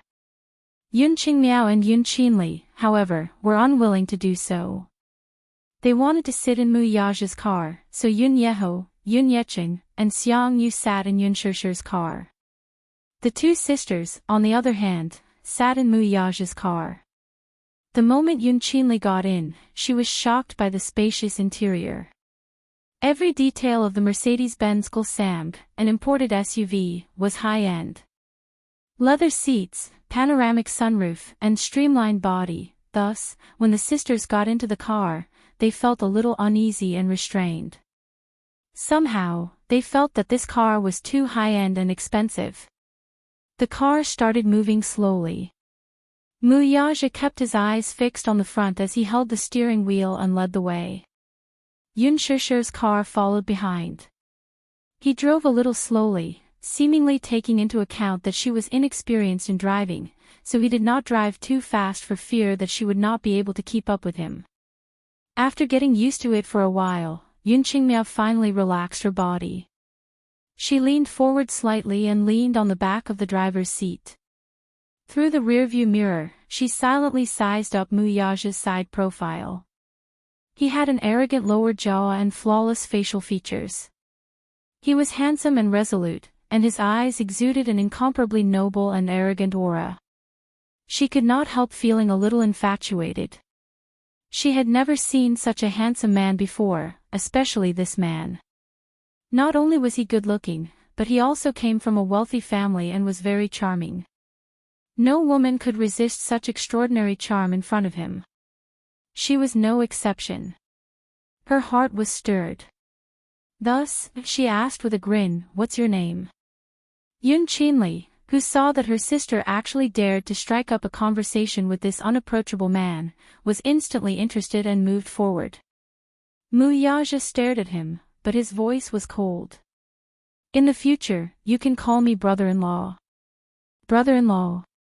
Yunqing Miao laughed dryly at that. "That's not very nice, is it? You're not even engaged yet, so it's not appropriate for me to call you brother-in-law now." Muyaja frowned slightly but did not say anything. "Tell me your name, I don't even know your name." Yunqing also chimed in, "That's right." Muyaja suddenly said, "Pay attention to your seats." Yunqing Miao and Yunqing exchanged glances before turning to look at their seats curiously, not understanding what he meant. "Ah. What do you mean?" "I don't understand." Muyaja said, "Seatbelt." Yunqing Miao grabbed the seatbelt, but she was still confused. "What's wrong with the seatbelt?" "Fasten it." Yunqing Miao did not know whether to laugh or cry. "Why are you fastening the seatbelt?" Muyaja raised a brow impatiently and then turned the steering wheel abruptly, making a sharp turn. Caught off guard, the two sisters bumped into each other and nearly fell out of their seats. When the car returned to normal, the two sisters raised their heads in embarrassment and quickly fastened their seatbelts, not daring to say another word. This way, even if Yunqing Miao wanted to talk to him, she could not do so due to the seatbelt. He did not like women other than Yun Shishir to be so close to him. Chapter 1654. The car continued its journey. Yunqing Miao and Yunqing whispered, "Shishir's boyfriend doesn't seem to be easy to get along with." "Humph. That can't be, right? I saw him standing beside Shishir just now, and his gaze was very gentle. Why is it that now? Look at him." Yunqing gestured at the man in the rearview mirror. He was looking straight ahead with an aloof expression and some lingering fear. Along the way, Muyaja did not speak or respond to them. Even when the two tried to strike up a conversation, he did not respond. He gives off an unapproachable feeling. Yunqing suddenly whispered, "I think he must be a henpecked husband. A typical henpecked husband who only listens to his wife. Look at him, he's cold and indifferent when other women talk to him. It's obvious that he doesn't want to talk to us." "Is that so?" Yunqing Miao clicked her tongue in a sarcastic manner. "Sure." Yunqing pinched her in trepidation. "Can you keep your voice down?" "Oh. It's fine." Yunqing Miao continued to size him up through the rearview mirror in a daze after saying that. All of a sudden, she muttered indignantly, "Sigh. Comparisons are odious. Why didn't I meet such a good man? Why does she have to encounter so many good things? If I had such a boyfriend, I'd be overjoyed." Yunqing said unhappily, "I really don't know what kind of fate she has. I don't think she's that good. She doesn't deserve this man. Really. Maybe he's just playing with her and it won't work out in the end." She lowered her voice, thinking that Muyaja could not hear her. Unexpectedly, Muyaja's hearing was so amazing that he heard their whispers loud and clear. Impatient, he reached out to change the air conditioner's gear and blew the cold air into the back seat. He was cold resistant, and since he had turned off the air conditioner vent in the driver's seat, he could not feel the cold air. The back seat was not so comfortable, though. Cold air was coming out of the room, blowing. Yunqing Miao and Yunqing only realized later that the car was a little cold. They hugged their bodies and shivered. "It's so cold. Why is it so cold in the car?" she asked gloomily. Yun Qinli also knew that she was shivering. She said with a strange expression, "That's strange. Why did the car suddenly become cold?" After a pause, she discussed with Muyaja, "Why don't we turn on the heater? It's too cold." However, Muyaja said, "The heater is broken." Yun Qinli, how could it be broken? Oh my god. Thus, Yun Qingmiao and Yun Qinli kept blowing cold air all the way. Min Yu had arranged for him to stay at Wenbi Villa Hotel. When they got out of the car at the hotel, Yun Qingmiao and Yun Qinli were hugging each other's shoulders. They were clearly freezing. After a certain two-faced man got out of the car, he swept them a glance before gracefully slamming the car door and walking toward Yun Shishir's car. Yun Qingmiao and Yun Qinli looked at his back view. They opened their mouths, wanting to say something, but hesitated. Xiang Yu walked up to them and touched Yun Qingmiao's hand, which was cold to the touch, which gave her a shock. "Why are your hands so cold?" Yun Qingmiao said aggrievedly, "The heater in the car is broken, and we've been freezing the whole way." Shielding her daughter, Xiang Yu said angrily, "What lousy car is this? How can the heater be broken?" Chapter 1655. Yun Qinli was a little puzzled. Earlier, she seemed to have seen the air conditioning on the dashboard display. Did he turn it on purpose? She had her suspicions. Muyaja had originally booked the Westlake Thai restaurant, which was located in the Wenbi Villa Hotel. It was considered a high-end restaurant. Although it could only be considered high-end, the dishes in the restaurant were sumptuous and delicious. After stabilizing the car, Yun Shishir helped Yun Yiqing out of the car. As for Yun Yeho, he was naturally carried out of the car by Muyaja, who then pushed his wheelchair into the hotel. At first, Yun Yeho was a little restless and politely declined the offer. From their first meeting, he could tell that this man was of noble status. He was either rich or powerful, so he felt somewhat flattered to have him push his wheelchair. Muyaja, however, simply said, "You're not in good health, so just sit still. You don't have to worry about anything else." Hearing this, Yun Yeho did not say anything else. His flushed face showed that he was in a good mood. Yun Shishir snickered when she saw this. This fellow is quite good at doing things. Inside the hotel, the restaurant manager naturally did not dare to delay the arrival of a distinguished guest. He led the waiters to line up at the entrance to welcome him. The lobby manager could not hide his joy and excitement when he saw Muyaja. He immediately went up to him and was about to greet him when Muyaja stopped him in time. "Don't make a fuss. I'm just here for a meal." In other words, he hoped that the man would keep a low profile and not address him as Chairman Mu, lest he was bluffing. The lobby manager kept quiet when he heard this. Naturally, he understood the underlying meaning of his words and nodded with a smile. "Chairman Mu, the private room is ready for you. This way, please." Even though he was told to keep a low profile, he still had to address him as Chairman Mu. Otherwise, it would be breaking the rules. He gave the waiter beside him a look, and the latter immediately stepped forward to help Muyaja push the wheelchair into the elevator. The elevator in the hotel was not big, so when Yun Shishir stepped inside, it was already overloaded. Seeing this, Yun Qingmiao giggled. "Shishir, why don't you walk up? It's only the 5th floor anyway." Yun Shishir nodded. "All right. Then I'll walk up.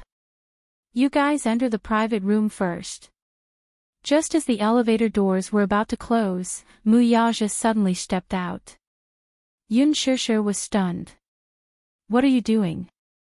Behind him, Yun Qingmiao and Yun Qinli were puzzled. Why are you going out? There's still room for one more." Muyaja ignored the people behind him. He lowered his head and glanced at Yun Shishir. He reached out, took her hand, and interlocked his fingers with hers. "I'll go with you." Yun Shishir blushed and said in a low voice, why didn't I realize you were so clingy? Behind them, Yun Qingmiao's expression changed. She wanted to say something, but the elevator doors had already closed. In the narrow space, Yun Qingmiao was obviously in a bad mood.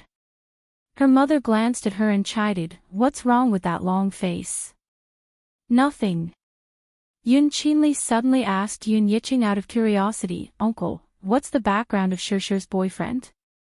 I saw the lobby manager treating him very politely just now. It's as if he's very powerful, calling him a Chairman Mu in a very flattering manner." Chapter 1656. Yun Yiqing let out a dry chuckle but did not reply. His mother, however, interjected from the side. "Brother Qing, since he's Shishi's boyfriend, I think you should really find out more about him. Shishi is so young and pretty. If she gets abducted by some unknown rascal, you'll have a lot to cry about." "That's right. Uncle, you should find out more about him." Yun Qingmiao chimed in from the side. Yun Yeho, who was in his wheelchair, clicked his tongue and reprimanded, "Why are you poking your nose into other people's business? He's Shishi's boyfriend, why are you all so concerned about him?" You. Yun Yeho. What's wrong with you today? Why are you always pouring cold water on me?" His wife retorted in dissatisfaction, unwilling to be outdone. Yun Yiqing tried to smooth things over. "Oh, dear. Today is a rare happy day, let's not bicker." Yun Yeho kept quiet when he heard that. His wife snorted and muttered something under her breath. Her voice was so low that no one could hear what she was saying. Mu Yaja and Yun Shishi soon arrived at the private room. However, before the two could take their seats, Yun Qingmiao asked Mu Yaja curiously, "I heard them calling you Chairman Mu earlier. He. Are you a big boss?" Yun Shishi furrowed her brows in discomfort. Why is this woman paying so much attention to Mu Yaja right from the start? She cast a sidelong glance at a certain man, but her brows relaxed. It was not surprising, though. After all, this man was a magnet for bees and butterflies. Putting aside his handsome looks and impressive family background, just his noble aura alone was enough to move one's heart. He was indeed not someone to be worry-free. Mu Yaja looked up at Yun Qingmiao. Initially, he wanted to ignore her, but with so many pairs of eyes watching, he could not appear too cold. Hence, with a smile, he said casually, "Everyone in this hotel calls me boss." Yun Qingmiao had a feeling that he was hiding something. Just as she was about to question him, Xiang Yu beat her to it. "I heard the lobby manager calling you Chairman Mu earlier." He. "I still don't know your name, so can I call you Xiao Mu?" Mu Yaja nodded. Xiang Yu smiled in satisfaction. Yun Shishi, on the other hand, snickered. Xiao Mu. This title really made one not know whether to laugh or cry. If all of Dixing's subordinates knew that their boss outside, they would be in the wind, Yun Yeho quietly sized him up and exclaimed in admiration, "Xiao Mu, you're really tall and handsome. Plus, you're very polite too." Xiang Yu added, "That's right. To be able to find someone like Xiao Mu, there must be smoke rising from your ancestors' graves." Yun Shishi frowned. Her aunt's words were inappropriate and should not be said in front of so many people. However, after thinking about it, she did not pursue the matter. She heard that this auntie had not studied for many years and was not particular about her speech, so she could only let it pass. Yun Yiqing, on the other hand, remained silent. From the moment Mu Yaja entered the room, he had been sizing him up without a word, as if he were facing a formidable enemy. Today, when he returned to the capital, he did not expect that a prospective son-in-law would appear out of nowhere. This caught him a little off guard.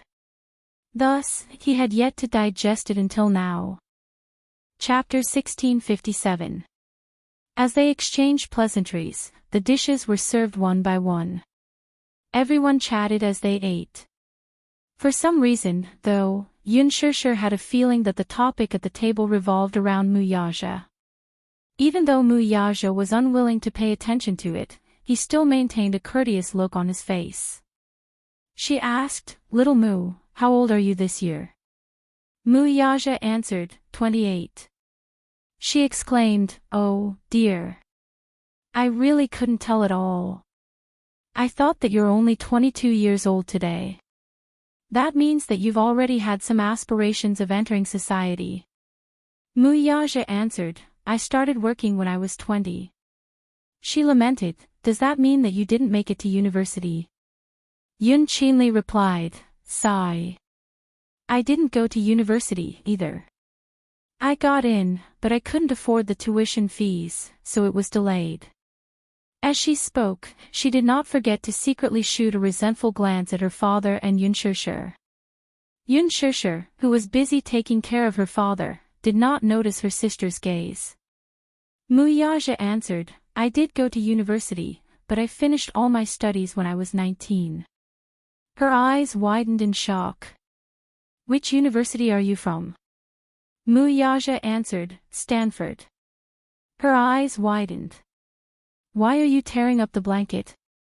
Muyaja patiently answered, "Stanford." She frowned. "I've never heard of that university." Yun Qinli, who was standing at the side, felt a little embarrassed and quickly tried to smooth things over. "Mom, he's talking about Stanford, a very famous university in America." "Stanford. Oh. I see." She rubbed her hands together uneasily, clearly feeling a little embarrassed. Yun Yeho suddenly said, "Shishir, you should be 23 years old today, right?" Yun Shishir looked up and smiled. "Uncle, you must have remembered wrongly. I'm 24 this year." 24. Yun Yeho slapped his forehead. "Oh, dear. I remembered your birthday wrongly." At the side, Yun Yeching said, "Have you forgotten? When you came over, Shishir hadn't even gone to college yet." Yun Yeho said, "So, Shishir, you're a year older than Qinli. Qinli should call you big sister." Yun Qinli was surprised. "Shishir, you're older than me by a year." "Aya, what a blunder. Sister Shishir, I'll have to call you sister from now on." Soon, the topic was back on track. Alas, the two sisters still paid more attention to Muyaja. From time to time, they would ask questions such as, "Do you have a house in the capital? Do you have siblings? And, what are your parents' jobs?" Muyaja answered them one by one. However, he didn't answer in detail. Yun Qingmiao, on the other hand, was calculating in her heart. Good family background, a house in the capital, a stable job, and a high income. He's a pretty good man. Who knows, he might even be a novice. After all, the watch on his wrist can't be fake. His family must be very rich to be able to afford a 1,000,000 yuan watch. Yun Qingmiao took another look at Yun Shishir and secretly sized her up. It was no wonder she could find such a good man. She's good-looking, sweet, and knows how to coax people. Such a personality is the most pleasing to men. Yun Shishir could only feel her sister's piercing gaze on her, which made her feel a little uncomfortable for a moment. He was also secretly calculating in his heart. It seemed that he had to arrange another place for them to stay. Chapter 1658. It was better not to bring relatives over for the time being. They would start gossiping again if they saw the two children at home. She could not be bothered to deal with them. She was not afraid of getting pregnant out of wedlock, rather, she was afraid that this auntie and her two sisters would say something hurtful in front of the children. Even if it was unintentional, she would not allow it. Hence, after dinner, Yun Shishir decided to arrange for them to stay in a hotel for a few nights. She would make proper arrangements for them once she found another place to stay. Driving to the hotel, she arranged 2 rooms for her mother, Yun Qingmiao, and Yun Shishir. The latter asked curiously, Why are we staying in a hotel? Hee hee. Mom, the housing prices in the capital are so expensive. Sister Shusher's house is small and can't accommodate so many people, so she arranged for us to stay in a hotel first, said Yun keenly. Her mother smiled at that. If you ask me, the capital isn't as comfortable as our hometown. There are so many rooms back home, it's the same for all of us. The housing prices in the city are indeed frighteningly expensive. Yun Shusher could only say, Auntie, Sister Qingmiao, and Qinli, let's just make do for tonight. I happen to be free tomorrow, so I'll bring you guys to look at the houses and arrange for your accommodations before making other arrangements. Her mother nodded but suddenly asked, how much does a night in a hotel cost?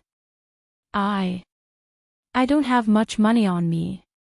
She had a bankbook with her, and it contained tens of thousands of yuan that her father had returned to her. She could not bear to spend it, so she deliberately said that. Yun Shusher said politely, I've already paid for your rooms, so you guys can stay here without worries. Okay. After leading them to their respective rooms, Yun Shusher was finally able to leave. She then drove the two back to Xiangdi Walk. Along the way, Yun Yeho dozed off in the back seat. He was indeed tired from the long journey. Yun Yeqing, on the other hand, was not sleepy. Taking advantage of his brother's nap, he sat in the front passenger seat and suddenly turned to ask, Shusher, how far have you gone with him? Dad, what do you mean by that? Have you slept with him? Yun Yeqing paused for a moment before asking bluntly, did you sleep together? Yun Shusher blushed. After a moment of silence, she nodded awkwardly. Yun Yeqing's face turned ashen when he heard that, but he could not bear to reprimand her. Instead, he sternly said, Shusher, it's not that Dad wants to chide you. You're too muddle-headed. You haven't gotten married and you haven't even gotten your marriage certificate.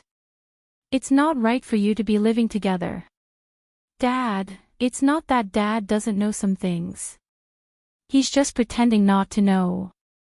I know very well who that man is. Yun Yeqing suddenly said in a deep voice, his eyes full of meaning. Yun Shusher looked at him. Dad, what do you mean?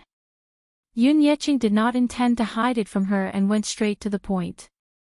He's Yu Yu's biological father, isn't he? How did you know? Yun Shusher turned pale with fright. Yun Yeqing did not know whether to laugh or cry as he asked, do you really think that Dad's eyesight is bad because of his old age? Who would believe that he's not Yu Yu's father when he's standing next to him? Yun Shusher was speechless. How could she have neglected this point? In fact, Mu Yaja and Yu Yu did resemble each other, but, sigh. Chapter 1659. Shusher, you're not young anymore. There are some things that I shouldn't say to you anymore. You should know better. If you two have already registered your marriage, I won't interfere with your marriage. Who knows if he's sincere to you, though? In today's society, a man's heart is like a needle at the bottom of the ocean. You may think that he's sincere to you, but it's hard to tell. Who knows if he'll be the one you'll end up spending the rest of your life with? Her father's words were well-intentioned and persuasive, but each of them was like a gem. Yun Shusher bit her lower lip as she stared ahead with her hands on the steering wheel. It was not unreasonable for him to say that. She could empathize with his concerns. As a father, it was understandable for him to be worried that his daughter would be cheated by an outsider. It was just that he did not know Mu Yaja well, so it was understandable for him to have such worries. He said, after registering your marriage, I won't be able to control what happens between the two of you. However, before you register your marriage, you have to be mindful of your chastity, so you're not allowed to live with him until then. Do you understand? Yun Shusher nodded her head. Also, I have a question that I want to ask you personally. Answer me honestly. Yun Shusher replied, go ahead, Dad. Do you really like that man? Or is it because you've given birth to his child that you're willing to make do with him? If it were the latter, he might not agree to it. A marriage made for the sake of a child would not be a happy one. He wanted her to be happy and healthy. That was enough for him. He did not ask for riches or fame. All he wanted was for her to be able to choose the man she loved and spend the rest of her life in bliss. At the traffic light junction, she stepped on the brakes and turned to look at him seriously before nodding her head solemnly. The car stopped in the garage. As Muyaja walked over, he could feel Yun Yeching's vigilant gaze on his back, which was like a prick. He turned to look at Yun Yeching, only to see the latter regain his composure in an instant. Muyaja didn't think too much about it and carried Yun Yeho to the wheelchair. At the side, Yun Yeching reminded her repeatedly, "Be careful," Muyaja said, "Don't worry, I can handle it." Yun Yeching nodded, but his mind seemed to be elsewhere. When they entered the house, Yu Yu and Xiao Yi-chen heard the commotion and rushed to the door enthusiastically, only to be stunned when they saw Yun Yeching and Yun Yeho, whom they had never met before. "Grandfather, who is this?" Yu Yu asked in surprise. Yun Yeching was equally surprised to see another tall child standing beside Yu Yu. This child looked similar to Yu Yu. He stared blankly for a moment before he suddenly reacted. Back when Shishir was a surrogate mother for the Muse, she was pregnant with twins. However, 7 years ago, Yu Yu stopped breathing when she was born. The Muse came and took away the other child, leaving behind the missing Yu Yu.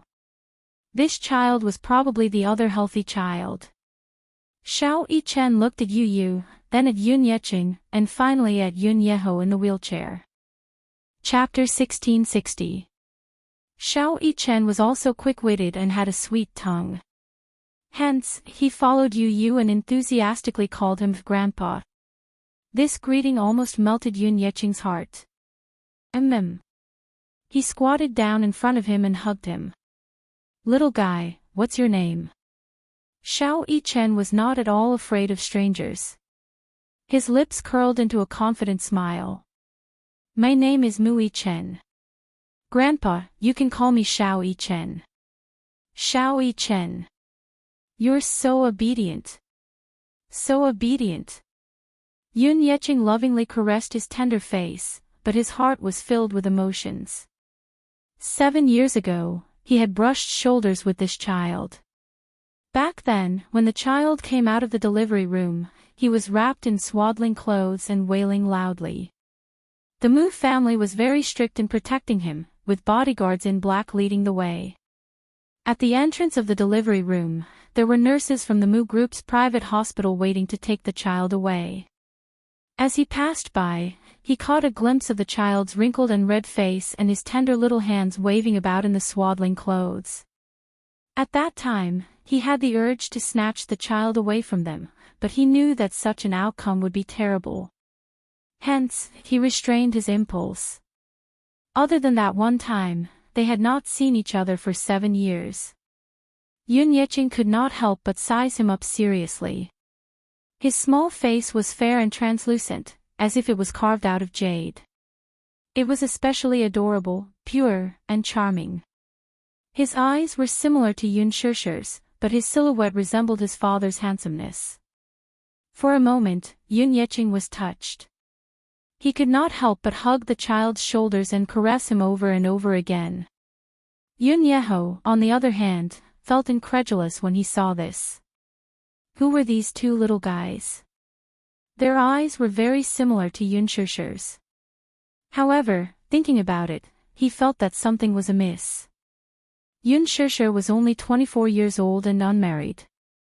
Where did these children come from? Yun Yeho looked at the two children and then at Yun Shishir, but out of courtesy, he did not ask any questions. Yun Shishir moved the luggage into the cloakroom and began to get busy. Muyaja was carrying his luggage through the door when he saw this scene. He was stunned for a moment before he said in a deep voice, "Xiao Yi-chen, come over and help." Seeing this, Yun Yeching shielded the child and immediately said, "I'll do it. Let me do it. The luggage is too heavy for a child to carry." Xiao Yi-chen stopped him out of filial piety. "No need. Grandpa, let me do it." You might not be as strong as me. As he spoke, he ran briskly in front of Muyaja, picked up a bag in each hand, and sprinted towards the cloakroom. Leaving behind a horrified Yun Yeqing, this child, divine power. So strong. This package weighed at least 20 pounds, maybe even 30 pounds. Yet, this child was carrying one in each hand. This was too heaven-defying. Yun Yeqing was truly shocked. Muyaja looked at Yu again. The latter's expression froze before he pretended to hold his stomach and said, "Daddy, my stomach hurts." With that, he pretended to hold his stomach and went to his room to slack off. Muyaja, this rascal. Can't he find a decent excuse to slack off? After the luggage was settled, Yun Yeqing pushed Yun Yeho into the room. As soon as they entered the room, Yun Yeho hurriedly asked about the two children. Chapter 1661. Yun Yeqing did not hide anything from him and recounted in detail how, 7 years ago, the Yun family was facing bankruptcy and was burdened with debt. She had done such a foolish thing for the sake of the Yun family. Yun Yeho was so touched that he could not speak a word. He did not expect Yun Shishir to do so much for the Yun family, though. In his heart, he had a very good impression of this child. On the other side, Muyaja was about to go to bed when Yun Shishir stopped him at the door and said, "You can't stay here tonight." "What's wrong?" Muyaja narrowed his eyes dangerously. "Are you chasing me away?" Yun Shishir blushed and explained, "I don't mean to chase you away. Don't misunderstand." "Then, what do you mean by not staying here tonight?" Muyaja sized her up and asked in a deep voice, "Woman, are you thinking of rebelling?" Yun Shishir lowered her head and hesitated for a while before she stammered, "My dad just said, we haven't registered our marriage yet, so it's not official yet, so, it's inevitable that people will gossip about us if we stay together before we get married. Why don't you go back first?" Muyaja snorted, but his tone revealed his dissatisfaction and domineering. "Who dares to gossip about you? Whoever dares to gossip can come forward and try." Yun Shishir glared at him. All right. It's late now, you should go back and rest early. I'll wash up and get ready to rest, too." Muyaja furrowed his brows, his eyes showing his displeasure. "This is my house." He added, "I've already proposed." Could it be that this was not official enough? Yun Shishir explained, "But, a proposal doesn't mean marriage. We haven't registered our marriage yet, so we're not husband and wife. It's fine if my dad isn't around, but now that he's home, he'll definitely be afraid of me being gossiped about if he sees us sleeping in the same room. He's old, so his thinking must be a little old-fashioned, but it's for our own good." Muyaja, he held onto the door frame to block the door and questioned her, "It's so late now, where do you want me to stay?" "Ah, that's true." Although he had a lot of properties under his name, he had been living here most of the time. He rarely returned to the Mu family. Mu Xing's health was not good, so he would visit him occasionally, but he rarely stayed at home. The other houses were cold and cheerless. There was no hot water or electricity, let alone a change of clothes. She actually wanted to chase him away. She pointed to the ceiling all of a sudden. "Why don't you go to the second floor tonight?" Muyaja's brows sank as he spat out a few words through gritted teeth. "Yun, sure. I don't care." With that, she gave him a shove and locked the door with a bang. It looked like this silly woman was really determined to keep him at the door. Muyaja's face was filled with displeasure when the two little lads mocked him from behind. "You, oh, Daddy, so pitiful. Xiao Yichen, so pitiful." The man's face turned green. He turned around abruptly and saw Yu and Xiao Yichen standing together in the corridor. They had the tacit understanding to cover their mouths with their hands and secretly mock him. "Yu, tsk, tsk. It's so pitiful no matter how I look at it. Chapter 1662. You, poor daddy, you're exiled just like that. Xiao Chen, exiled just like that. You, how does it feel to be exiled to the borders? Xiao Chen, how does it feel? You, does it feel sad and wronged? Xiao Chen, does it feel wronged? You, he. Serves you right. Xiao Chen, he. Serves you right. The two little rascals sang the same tune and mocked him mercilessly. Mu Yaja's face fell instantly. Are you tired of living? Mu Yaja clenched his fists, making a few strange sounds. Or are you saying that you're so capable that you dare to make sarcastic remarks about daddy? Xiao Chen was afraid of his expression and gulped nervously. He recalled the suffering he had suffered at the hands of Mu Yaja in the past. Thus, he admitted defeat and hid behind Yu in fear. However, Yu didn't fall for this trick. She wasn't afraid of his threats and wasn't afraid of his expression at all. Since she had her mommy's support, she put her hands on her hips and looked at him smugly. Daddy, it's very tasteless of you to threaten two 7-year-old children. Mu Yaja, this sharp-tongued little rascal was unmoved by force or persuasion. He narrowed his eyes and said, "Go back to your room and sleep." Daddy, why are you so fierce? Yu covered her mouth and snickered. She said mercilessly, "Hey, look, I was being kind and wanted to say that if you don't know how to make a blanket, I could be kind and help you make a blanket. But you're so fierce, I'm not going to help you." After she finished speaking, Yu held Xiao Chen's hand and swaggered back to their room. She closed the door with a bang. Mu Yaja clenched his fists. This kid, his ability to hit someone when they are down was not small. There was a master bedroom on the second floor. However, there was no blanket, only a mattress. Mu Yaja had no choice but to fend for himself. He rummaged through the cabinets and took out sheets, blankets, and a set of silk quilts. After tidying them up, he went to the bathroom, took a hot bath, and went to sleep. There's a phrase called sleepless nights. These words were vividly reflected. Throughout the night, a certain man tossed and turned, but still could not fall asleep. In the dark room, the man opened his eyes that were as cold as the moon and stared at the ceiling, but he felt inexplicably irritated. Perhaps it was because he was used to having her by his side during the long nights. Without her by his side, it was easy for him to lose sleep. During the 2 weeks that she was on set, whenever he couldn't sleep, he would get up, smoke a few cigarettes, read a few emails, and go through a few reports. He would only feel sleepy when he lay in bed at dawn. And last night, with her by his side, he slept exceptionally peacefully. Then, what about her? Would she get used to not having him by her side? Or would she fall asleep peacefully as usual? He stretched out his arms a little dejectedly, propped himself up, and laid on his side. Yun Shishir's hazy sleeping face seemed to be reflected in his eyes. He couldn't help but reach out to touch it, but it instantly disappeared into thin air. He rubbed his forehead in frustration, feeling extremely frustrated.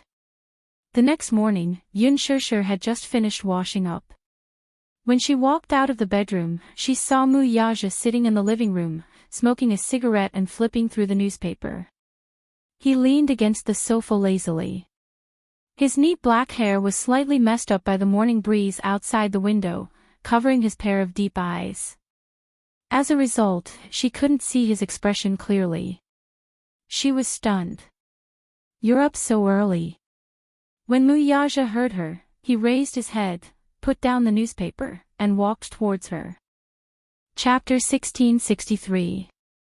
His first sentence was filled with an unquestionable power. Yun Shishir had just woken up, but faced with his words, she was a little confused. In a daze, she replied instinctively, "In the drawer of the TV cabinet in the bedroom." "Why?" Mu Yaja walked around her and went straight into the room. Yun Shishir was even more confused as she followed him into the room.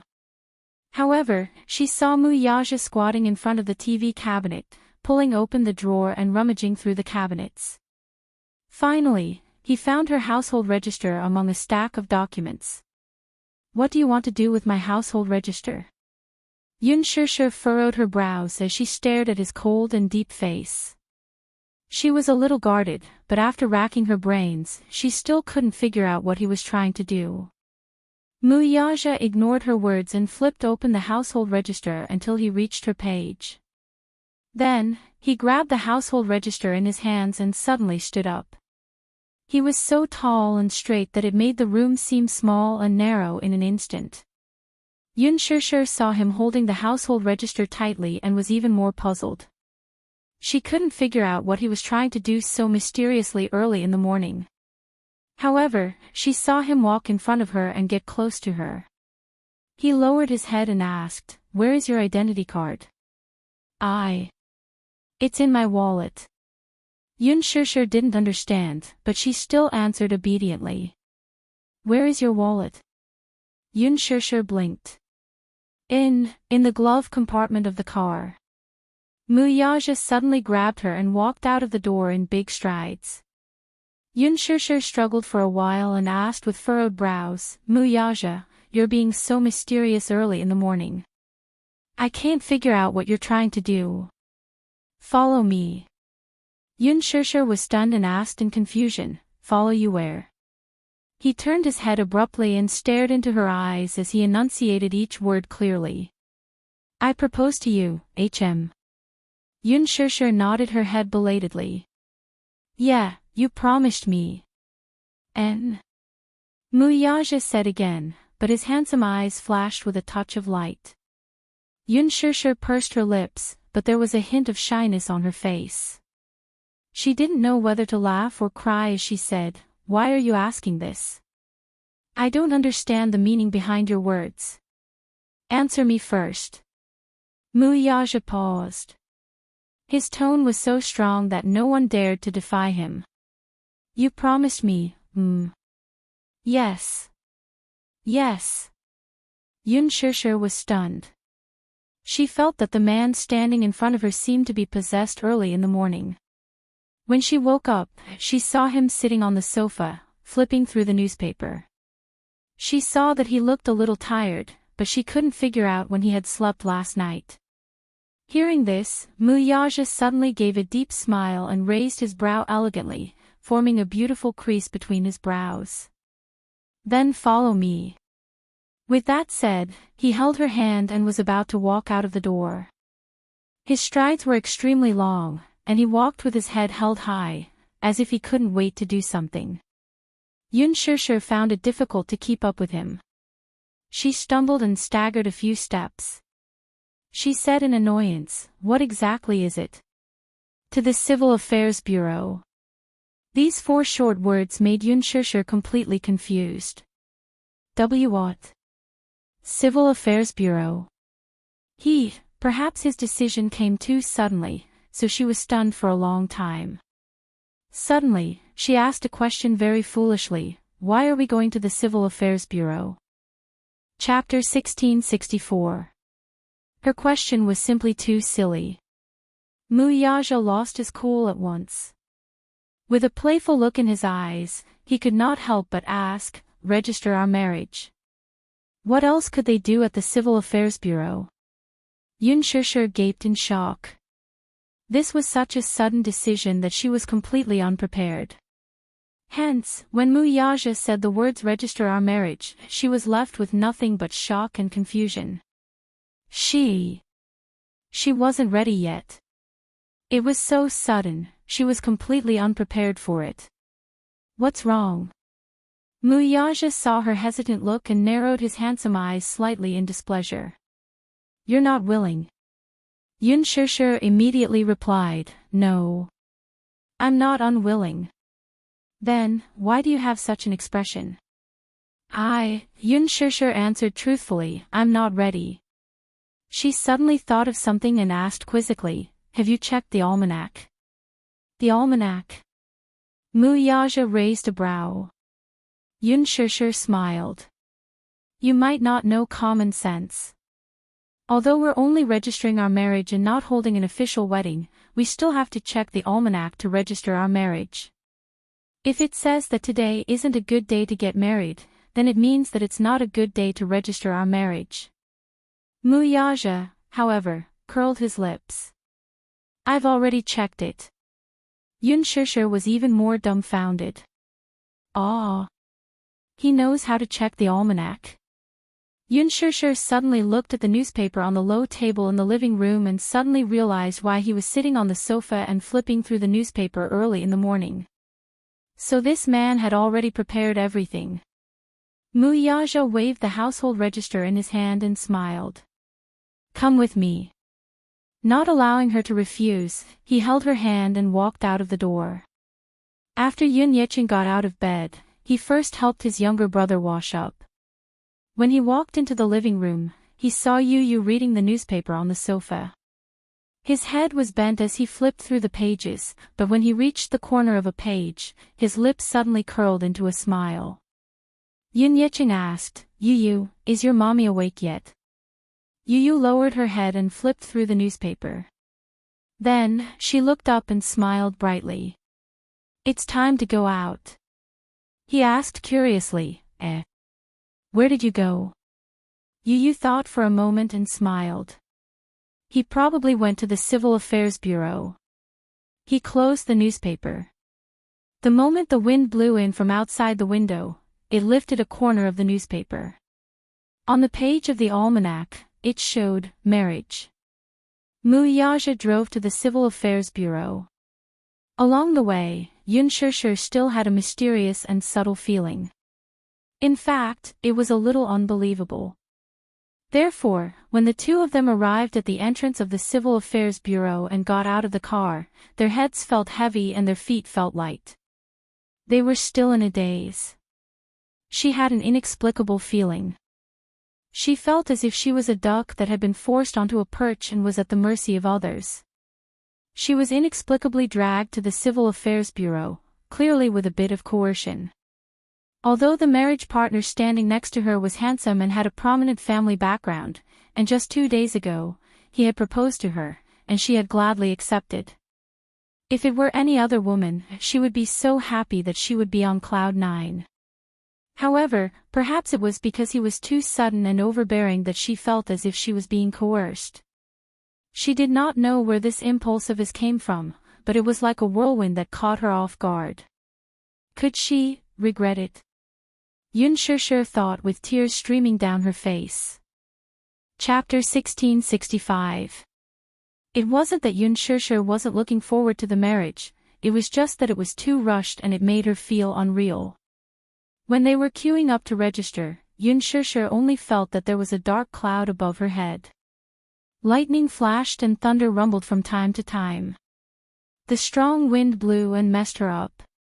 She sat on the chair as if her soul had left her body and she didn't look human at all. Her dispirited state was a stark contrast to the group of happy young couples around her. Muyaja sat beside her and quietly flipped through a financial magazine. His handsome side profile attracted countless envious gazes. It was just that. Everyone glanced at the woman beside him with tears on her face, and their hearts broke out in cold sweat. Was this a forced marriage? No matter how they looked at it, she didn't look like someone who was here to register their marriage willingly. But if it was a forced marriage, from their point of view, it was more reasonable for the man to be the one being forced into the marriage. They couldn't help but be puzzled. Today was probably a good day as there seemed to be a lot of people who came to register their marriage at the Civil Affairs Bureau. Yun Shishir was wearing sunglasses and was fully armed to avoid the inquisitive gazes of the crowd. Perhaps it was because most of the young people who came to register their marriage were immersed in joy, hence they didn't notice the subtle atmosphere between Yun Shishir and Muyaja. She was in a daze when she suddenly heard some movement beside her. Turning her head, she saw Muyaja slowly getting up. She looked at him suspiciously, not knowing what he was going to do. Could it be that he was going back on his word? Or could it be that he also realized that marriage was such a solemn matter and shouldn't be decided so hastily on a whim? Muyaja glanced at her and said plainly, "The ID card is in the car. I'll go get it. Wait for me here." Her hopes were dashed. Yun Shishir nodded woodenly. After he walked away, a woman beside her curiously leaned over and asked excitedly, "He's your man?" "Guess." Yun Shishir wore her sunglasses and gave an ambiguous answer. "You should be here to register your marriage." When Yun Shishir heard this, the corners of her mouth turned down and she didn't seem to be happy about registering their marriage. The woman exclaimed, "I see that you and that handsome guy are both very young. It seems like you're here to get your marriage certificate. But looking at your expression, it seems like you're here to register a divorce." Yun Shishir was speechless. The reason why the woman said that was probably because she looked like a resentful woman who had been abandoned. The woman's eyes lit up. "However, your man is really handsome. At first glance, I thought it was a movie star." "Oh, you're even more handsome than movie stars." The man sitting next to the woman was a little unhappy. Hey, your husband is sitting next to you. How dare you praise another man in front of me?" The woman immediately hugged his arm coquettishly. Hee, of course you're the most handsome in my heart." The two people in front of her were flirting with each other happily. Yun Shishir was caught off guard and was fed a mouthful of dog food. The correct way to get a marriage certificate should be like this. But just now, Muyaja had been sitting next to her without saying a word. His eyes were like torches as he stared at the service counter with a serious expression. He didn't have the sweetness of a young couple registering their marriage at all. The more she thought about it, the more bitter Yun Shishir felt. She lowered her head silently. Chapter 1666. Yun Shishir looked up and tried to smile. "He's the one who's about to enter the marriage grave with me." The woman was speechless. She mumbled, "Why do you make such a happy thing sound so tragic? How can it not be tragic? If she was bullied by him in the future, it would be perfectly justifiable. That man is marrying you. You've made a fortune. Isn't there a saying that marriage is the grave of love? Then do you know what it's called if you're not married?" Yun Shishir asked curiously, "What?" "If you're not married, it's called abandoning your corpse in the wilderness." Yun Shishir was amused by her. "You mean, I have to be grateful?" The woman smiled and was about to say something when her gaze suddenly turned behind him. She looked up slightly in surprise. Yun Shishir felt a chill run down her spine. She turned her head woodenly and saw Muyaja standing behind her. He was sizing her up coldly. "Did you have a good chat?" Muyaja sat down beside her and raised his eyebrows. Yun Shishir couldn't help but shiver. It was all right. She didn't say anything bad about him, did she? Here's the main point. Muyaja stared at her and asked unkindly, "Do you think that marrying me is the same as entering the grave?" Yun Shishir shook her head. The woman reached out her hand to him in a friendly manner and interrupted them. She said happily, "Hello. This handsome guy." Muyaja looked coldly at her outstretched hand. He looked down indifferently and said indifferently, "Do we know each other?" Her enthusiasm was instantly extinguished after being splashed with a bucket of cold water. She retracted her hand resentfully and shrank into her man's arm. She thought to herself, no wonder the girl doesn't want to marry you. She was so fierce to him. She was being forced to marry him. Perhaps it was because Muyaja was sitting next to her, but Yun Shishir's back was straight and her back was straight. She was like a primary school student who was in class for the first time. She stared straight ahead without moving. Muyaja glanced at her indifferently and inched closer to her ear. His voice was strangely gentle. "Are you very unwilling to marry me, This voice was so gentle that it made one's hair stand on end. Yun Shishir was slightly stunned and her heart trembled. Answer me. Yun Shishir immediately lifted her head and answered matter-of-factly, I'm willing. Of course I'm willing. Really? Absolutely, from the bottom of my heart. The conversation between the two of them attracted a lot of attention. Everyone looked at them curiously, thinking that this newlywed couple was very interesting. Muyaja narrowed his eyes dangerously and said coldly, then don't let me see your face that looks like you're being forced into marriage again. Face that looks like she's being forced into marriage. Yun Shishir touched the corner of her mouth gloomily. She had to admit that she almost choked to death because of this word. Was her face really that ugly right now? The line moved forward in an orderly manner and it was soon their turn. Before Yun Shishir could react, Muyaja grabbed her wrist and practically dragged her all the way to the registration counter. Yun Shishir felt that her head was heavy and her feet were light. She looked at Muyaja again and saw that his face was still as calm as water. There was no expression on his face, be it the joy of being newlyweds or the disappointment. Why was he always so calm about everything he did? Chapter 1667. Muyaja had put in a lot of effort. Everything was ready and they just needed to take a photo and stamp it. After the photo was taken, the two of them sat at the reception desk. The woman looked up at Yun Shishir and felt a little strange. She wondered if the two of them were willing to get married. However, she didn't want to be a busybody.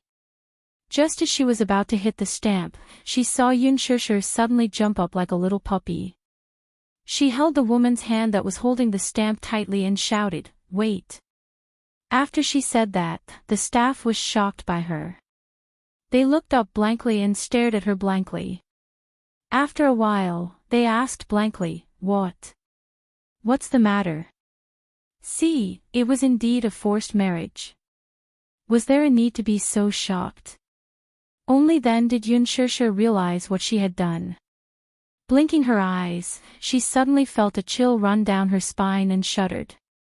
She turned around stiffly and saw that a certain man's face was ashen and extremely gloomy. Her roar attracted everyone's attention. They stared curiously at the couple and began to whisper to each other. It's over, it's all over now. Earlier on, she had grabbed her hand subconsciously. She didn't know why, but when she saw that the stamp was about to hit the stamp, her heart was filled with curses. She didn't know what was wrong with her. She was so agitated that her hand slipped. What's the matter, female comrade? Why aren't you talking? Yun Shishir reacted and looked at the man beside her. Suddenly, she asked seriously, have you thought it through? Muyaja's expression changed. Have you thought it through and decided that you want to be with me for the rest of your life? She probably didn't feel safe. Happiness seemed to have fallen from the sky. She was so worried about her gains and losses that she was trembling with fear and didn't even dare to stretch out her hand to catch it. Muyaja frowned. Are you regretting it? This damned woman. When he proposed to her, she had clearly agreed. Was she regretting it now? Yun Shishir smiled bitterly. I'm afraid that you'll regret it. She was afraid that she would lose her happiness after having it. She was afraid that if such a day came, she would feel as if it was the end of the world. The staff member was speechless. Her hand that was about to hit the stamp froze in midair. Muyaja stared at her face and suddenly smiled deeply. He hugged her shoulders and kissed her passionately on the lips. Their breaths touched. As he kissed her, he pressed his lips against hers and said word by word, I've never regretted the things I've done. Yun Shishir's heart trembled. She was so happy that she felt numb. Was this a promise to her in disguise? The staff member was caught off guard and was a little hurt. So, she asked again, are you still planning to get married? Not. The two of them looked at her and spoke in unison. The staff member was dumbfounded once more. I'm sorry, sister. I was just afraid that the stamp wouldn't be dark enough. Yun Shishir smiled and pushed the stamp over. She finally had the sweetness of a newlywed. Dip it in more. Be a glorious witness for us. Did this girl think that she was a revolutionary? Chapter 1668. Yun Shishir was in a good mood. She said casually, "Congratulations to you too." Mu Yaja's expression turned even colder as he glanced at her coldly. This woman was so stupid that she was hopelessly stupid. But he was also hopelessly in love with her. 2 red booklets were placed in her hands. Yun Shishir flipped open the marriage certificate. In the photo, the 2 of them were wearing white shirts. They were looking at the camera, smiling as they snuggled up to each other.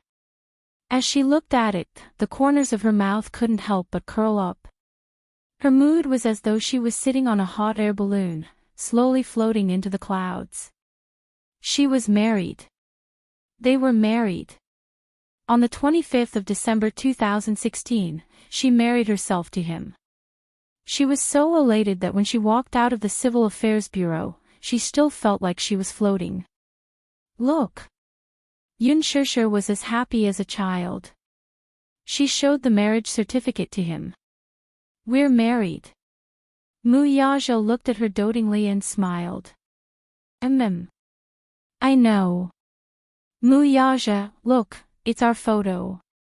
Yun Shishir flipped open the marriage certificate and showed the photo of the 2 of them. She asked jokingly, "Don't we look very compatible?"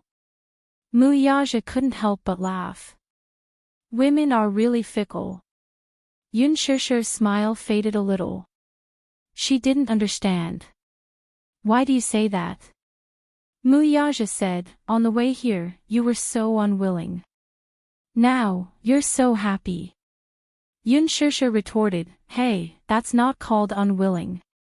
Early in the morning, you suddenly pulled me to the Civil Affairs Bureau without a word of discussion.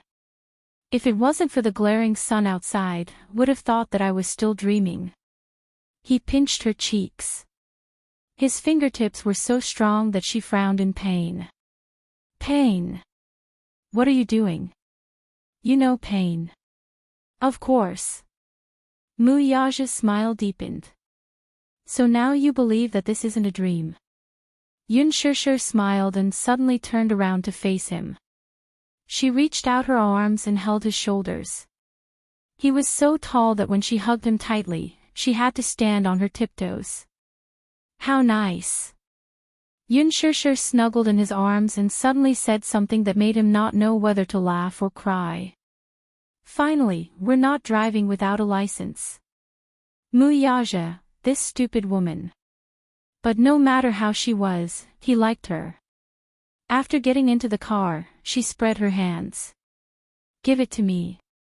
Mu Yaja stared at her coldly before taking out his wallet and handing over a few bank cards to her. She widened her eyes in shock.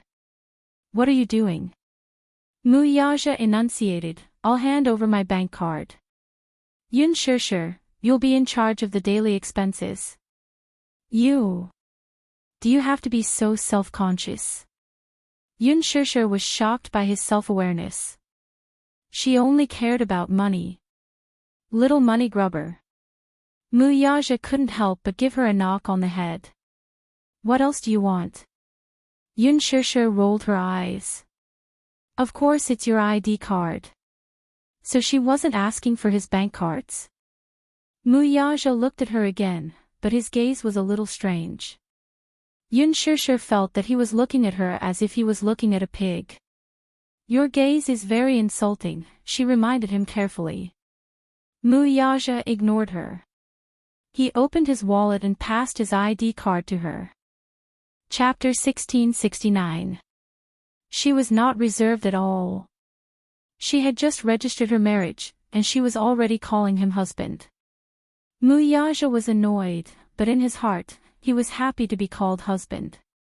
880214. Is it your birthday? Yes. February 14th. That was Valentine's Day. Who would have thought that her husband was an Aquarius born on Valentine's Day? All right, thank you, my dear husband. Thus, a certain someone shamelessly put the bank card into her wallet. She was calm and collected. Suddenly, she asked suspiciously, "Are all your belongings here?" "Sort of." Yun Shishir was displeased. "What do you mean sort of?" She thought for a moment and narrowed her eyes. "Are you secretly hiding money?" Mu Yaja was speechless. Yun Shishir said seriously, "In the past, the CEO of our company handed his salary card to his wife, but he secretly deposited a card with a lot of money in it." "Don't tell me you're hiding money too." Mu Yaja glanced at her coldly and said, "Honey, you're so cute. How can those men compare to me?" When he called her honey, she instantly blushed. Now, she was still not used to being called that. But she had to get used to it slowly, didn't she? Then, she said in amusement, "Why can't we compare? Is there a difference?" Mu Yaja smiled. "Of course there's a difference." Yun Shishir was a little confused. "What's the difference?" What was the difference?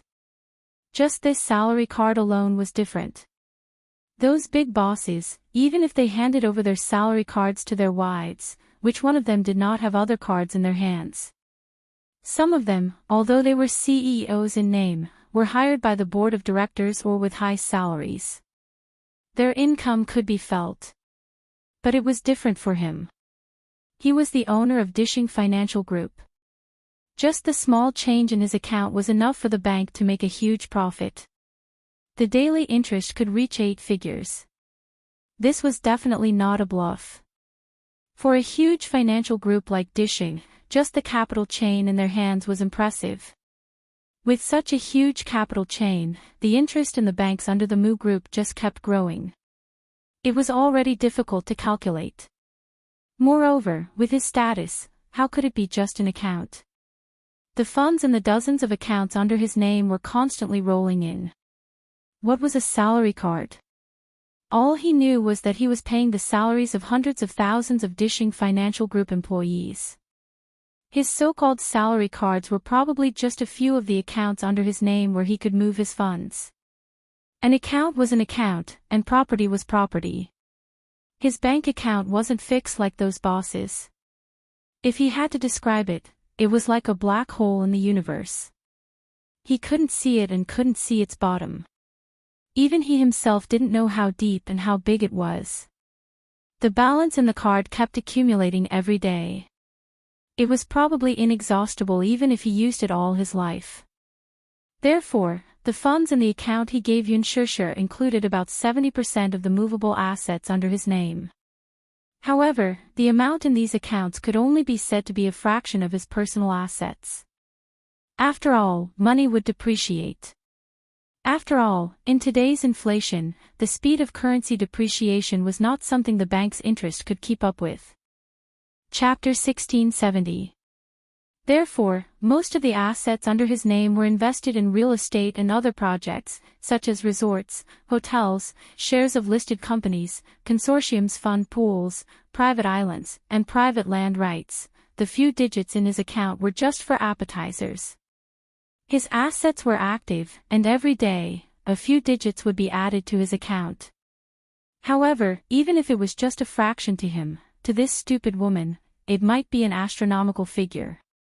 If she went to the bank to withdraw money, the deposit machine wouldn't show the exact amount. She had to be personally received by the VIP service at the counter to withdraw money. Even the bank's lobby manager had to clear the way for her. Therefore, in order to avoid trouble, he specially prepared a small bank card for her. The card had about 8 digits in savings, which could be used for daily expenses and groceries. If Yun Shishir knew that her beloved husband had prepared an 8-digit bank card for her to use to buy groceries, she would be so angry that she would vomit blood. Poor stupid woman. At this moment, she was thinking in her heart. If she tied his bank card to a shopping website, wouldn't she be able to buy without worrying about the account balance being insufficient? If Muyaja knew that she was only capable of this, he would be so angry that he would vomit blood. Perhaps this was the part where the two of them needed to get used to each other the most. Yun Shishir had lived a hard life since she was young.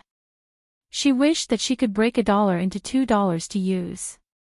Where she could save, she scrimped and saved. She would never be extravagant or wasteful. The biggest temptation of acting was probably the high income. Acting in a show, A-list celebrities could earn hundreds of thousands to millions of dollars per episode. Although it was tough, if they were successful, the glory and benefits that came with it were also very tempting. However, in her eyes, hundreds of thousands was already considered a lot. In Muyaja's eyes, it was beneath contempt. He had lived in such an environment since he was young, so he was almost numb to the concept of money. They were like people from two different worlds. In Yun Shishir's eyes, those few thousands of dollars of wages that were calculated over every ounce were nothing in his eyes. If she knew that he could easily buy an economically developed first-tier city with his ability, how would she feel? If she knew that he could buy 2 countries, would this woman be petrified from shock? She didn't seem to have estimated his net worth at all. She also didn't seem to know what the Mu group meant. His woman didn't know how terrifying her man was. He was clearly a heavenly dragon, but in her heart, she felt that he was no different from a snake on the ground. This had made him a little depressed. At first, she acted as if she didn't care about him no matter how rich he was. At that time, he thought she was an idiot. Slowly, he began to suspect that this woman was pretending to be a pig to eat the tiger. She was very scheming and shrewd. It was not until later that he realized that she was an idiot. She was different from those women who were good at scheming. She might be a little stupid, but he liked her pure and unadulterated personality even more. Yun Shishir didn't know what he was thinking. Suddenly, she nudged him with her elbow. "You didn't regret handing over your bank card?" Muyaja smiled but didn't say anything. She threatened, "Don't blame me when I squander all your money." Chapter 1671. It just so happens that I lack a woman who can squander my family fortune for me. Muyaja's lips curled up. His eyes were conceited and domineering, with a hint of domineering indulgence. Man! He had built this Mu empire just so that one day, his woman and child could live a happy and prosperous life. Other than that, even if he had shocking power, it was meaningless. Yun Shishir was a little overwhelmed by his domineering words. She had only heard men say this before, "I lack a woman who can run the house diligently for me." But she had never heard a man say this in such a bold manner, "I lack a woman who can squander my family fortune for me." He said this naturally because he had the confidence to do so. Yun Shishir could not help but want to pour cold water on him. She giggled and said jokingly, "Humph, I don't believe you when you say this now." He was puzzled. "Why?" Yun Shishir said seriously, "If you dare to say this before Singles Day, then you are a real man." Muyaja was speechless. This stupid woman. Muyaja stared at her face with a deep gaze. Yun Shishir saw his gaze and raised her eyebrows as if she was provoking him. "Why? Am I right? No matter when, I dare to say such words." Muyaja liked how she acted like a clown. He could not help but pinch her cheeks and smile. "If you have the ability, squander my money." He did not believe that she would lose more than he earned. Yun Shishir smiled and pretended to be a clown as she leaned closer to him. She held his arm and giggled. "Tycoon, if you are so rich, do you lack pendants on your legs?" "Nope." Yun Shishir's smile disappeared and she pretended to be wronged as she stared at him. Unexpectedly, he leaned closer to her and stared into her eyes. He said teasingly, "I lack a place in my heart. Do you want it?" His voice was so charming and his breath was like orchids. His warm breath brushed against her cheeks. His ambiguous words of love made her blush and her heart beat faster. However, he rarely said sweet nothings. Occasionally, he would say a sentence, but it was impossible to resist. Yun Shishir's face instantly turned as red as blood. It was unbelievably hot. She seemed to be shy so easily. Even if she didn't express it, the blush on her face betrayed her. Her skin was extremely fair. Thus, at this moment, the flush on her face was simply unable to conceal her helplessness and shyness. Yun Shishir suddenly thought of something. She looked up and asked curiously, "Hey, I want to ask you, why did you suddenly drag me to the Civil Affairs Bureau to get our marriage certificate?" "Hello?" Muyaja raised his eyebrows slightly. Clearly, he was dissatisfied with the way she addressed him. "Honey, pay attention to your words. What should you call me?" Yun Shishir blushed again. She didn't seem to be able to adapt so quickly. She knitted her brows. Under his deep gaze, she said shyly, "Han." "Hubby." Muyaja raised his eyebrows in relief. Clearly, this form of address was even more pleasing to the ear. "Call me that again." Yun Shishir was like a child who was learning how to speak. She lowered her head slightly and consolidated her revision under his guidance. "Hubby, you're too soft. Hubby. Be gentler." Yun Shishir cleared her throat and said softly, "Hubby." Chapter 1672. In the next second, the man suddenly came up to her, his large palm firmly holding the back of her neck. In the next second, his warm thin lips covered hers. He didn't take her by force. It was just a simple kiss. He covered her small pink lips and couldn't bear to move an inch. Their faces were very close. His eyes were half open, and his thick and long eyelashes were intertwined with hers. It was unbelievably intimate. They were so close that Yun Shishir could only see a pair of deep and mesmerizing eyes with her eyes half open. They were endless. But they also seemed to be hiding a vast galaxy of stars, shining brightly. Anyone who looked at them would fall into that tenderness. She wondered if this man would pamper her. She felt that in front of him, she was being pampered and indulged like a little princess. It was as if in that broad embrace, she could do whatever she wanted. But, being pampered by someone, it was inevitable that she would feel worried. The more infatuated she was, the more she was afraid of losing him. However, even if it was just for a second, she didn't want to wake up from this tenderness. Yun Shishir hugged his shoulders and deepened the kiss. After Muyaja sent her home, he decided to make a trip to the office. There were still a few meetings in the office waiting for him to take charge of the overall situation. Hence, he had to make a trip there. Yun Shishir couldn't help but feel a little worried. "Aren't you going to rest? You don't seem to have rested well."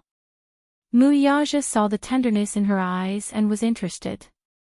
"Is your heart aching?" Yun Shishir coughed and glared at him, seemingly wanting to say something. Muyaja smiled. "Be good and wait for me at home. Wait for me at home." These words warmed her heart. Yun Shishir pursed her lips and looked at him. She reminded him shyly, "Come back early." "Okay." After Muyaja finished speaking, he turned the car around and drove off. Yun Shishir returned home. The moment she opened the door, she saw Yun Yeching sitting upright in the living room, looking anxious as if he had been waiting for her for a long time. Yun Yeho, on the other hand, was sitting at the side with Yu Yu serving him a cup of hot tea. Upon seeing her return home, Yun Yeching stood up abruptly and went straight to the point. "Shishir, where did you go so early in the morning?" Yun Shishir was stunned. She looked at Yun Yeching, only to see him looking worried and his mind going blank for a moment. How could she forget that she hadn't asked for Muyaja's opinion when she registered her marriage with him? It was as if the two of them were eloping. They sneaked to the Civil Affairs Bureau and got a marriage certificate. However, it happened so suddenly that she didn't have the chance to report it to him. Yun Shishir replied, "Dad, I went to the Civil Affairs Bureau this morning." Civil Affairs Bureau. Yun Yeqing raised a brow suspiciously. Then, as if he had thought of something, he asked doubtfully, "Did you register your marriage with him?" Yun Shishir pursed her lips and nodded slowly. Yun Yeqing's gaze fell on the 2 marriage certificates she was holding tightly in her hands. His face froze for a moment. "You too, registered your marriage? Why so sudden?" He had just returned to the capital yesterday, and that mysterious and honorable man seemed to have fallen from the sky and become his son-in-law. After one night, he had actually jumped from a prospective son-in-law to a legitimate son-in-law. He could not figure it out. Chapter 1673. Yun Yeqing looked at Yun Shishir in disbelief. Frowning, he opened his mouth to speak but hesitated. In the end, after pondering for a long time, he suddenly asked in a deep voice, "Have you really made up your mind? Dad, are you really ready to get married? Marriage isn't like dating. There are many things to consider. It may sound complicated, but marriage and love are different." As he spoke, he frowned with a conflicted expression. He was obviously very depressed. His daughter had registered her marriage with another man without saying a word. Until now, he still felt a little confused. Why was he so confused? Shishir, this is too sudden. Dad really isn't ready yet." Yun Yeqing shook his head and sighed. From his nervous expression, it was obvious that he was very worried. He was afraid that she had made a decision on a whim and had not thought it through at all. She had so easily entrusted her life to a man she did not know very well. Yes, his daughter was already 24 years old. She was already an adult and mentally mature. She was fully capable of making her own decisions about marriage. He had no right to interfere with her marriage.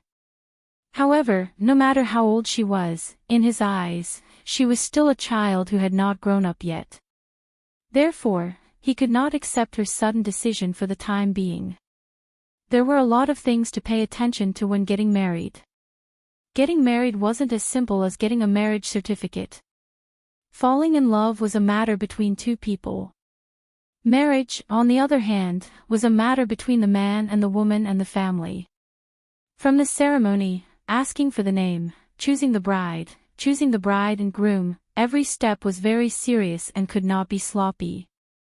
But she actually registered her marriage in a flash. Wasn't it a little too hasty? Yun Shishir smiled and held his hand. "Dad, I know you have a lot of worries. I also know that this marriage seems rushed and careless in your eyes. But I'm ready to start a family. Being able to spend the rest of my life with him is a matter of careful consideration. I feel very lucky and blessed, Dad. Don't worry about me, I can make decisions for my own life." Hearing this, Yun Yeqing's heart calmed down and his nervous expression eased a little. He heaved a sigh of relief and said earnestly, "Shishir, don't misunderstand. I'm not blaming you for not reporting to me when you registered your marriage. It's just that, it's a little sudden. Dad can't accept it right away." However, Papa's attitude was very clear. Papa hopes that you can be happy, and not because of a moment of impulse, hastily decide your happiness for life. However, you're mature and sensible. You've always had your own thoughts and considerations. You won't make a muddle-headed decision. Dad also believes in your vision and any decision you make. After a pause, he placed his hand on the back of her hand and patted it gently. He sighed. "No matter who it is, as long as it's a man you fancy, Daddy will unconditionally support him. As long as the future is decided by you, Dad will sincerely bless you." She hugged him and said emotionally, "Dad, I'm sorry. Thank you. Thank you for forgiving me. Maybe I was a little stubborn this time and made you worry." Chapter 1674. Behind them, Yun Yeho was surprised to learn from their conversation that Yun Shishir had already gotten her marriage certificate. He pushed his wheelchair toward her and asked in surprise, "Shishir, you've already gotten your marriage certificate. Yes. Yun Shishir nodded. Yun Yeho was stunned to hear this. Then, he smiled with heartfelt joy in his eyes. Shishir. I'm so happy for you. He turned around, only to see a complicated look on his father's face, which was filled with slight dissatisfaction. Brother. Look at you, why do you look like that?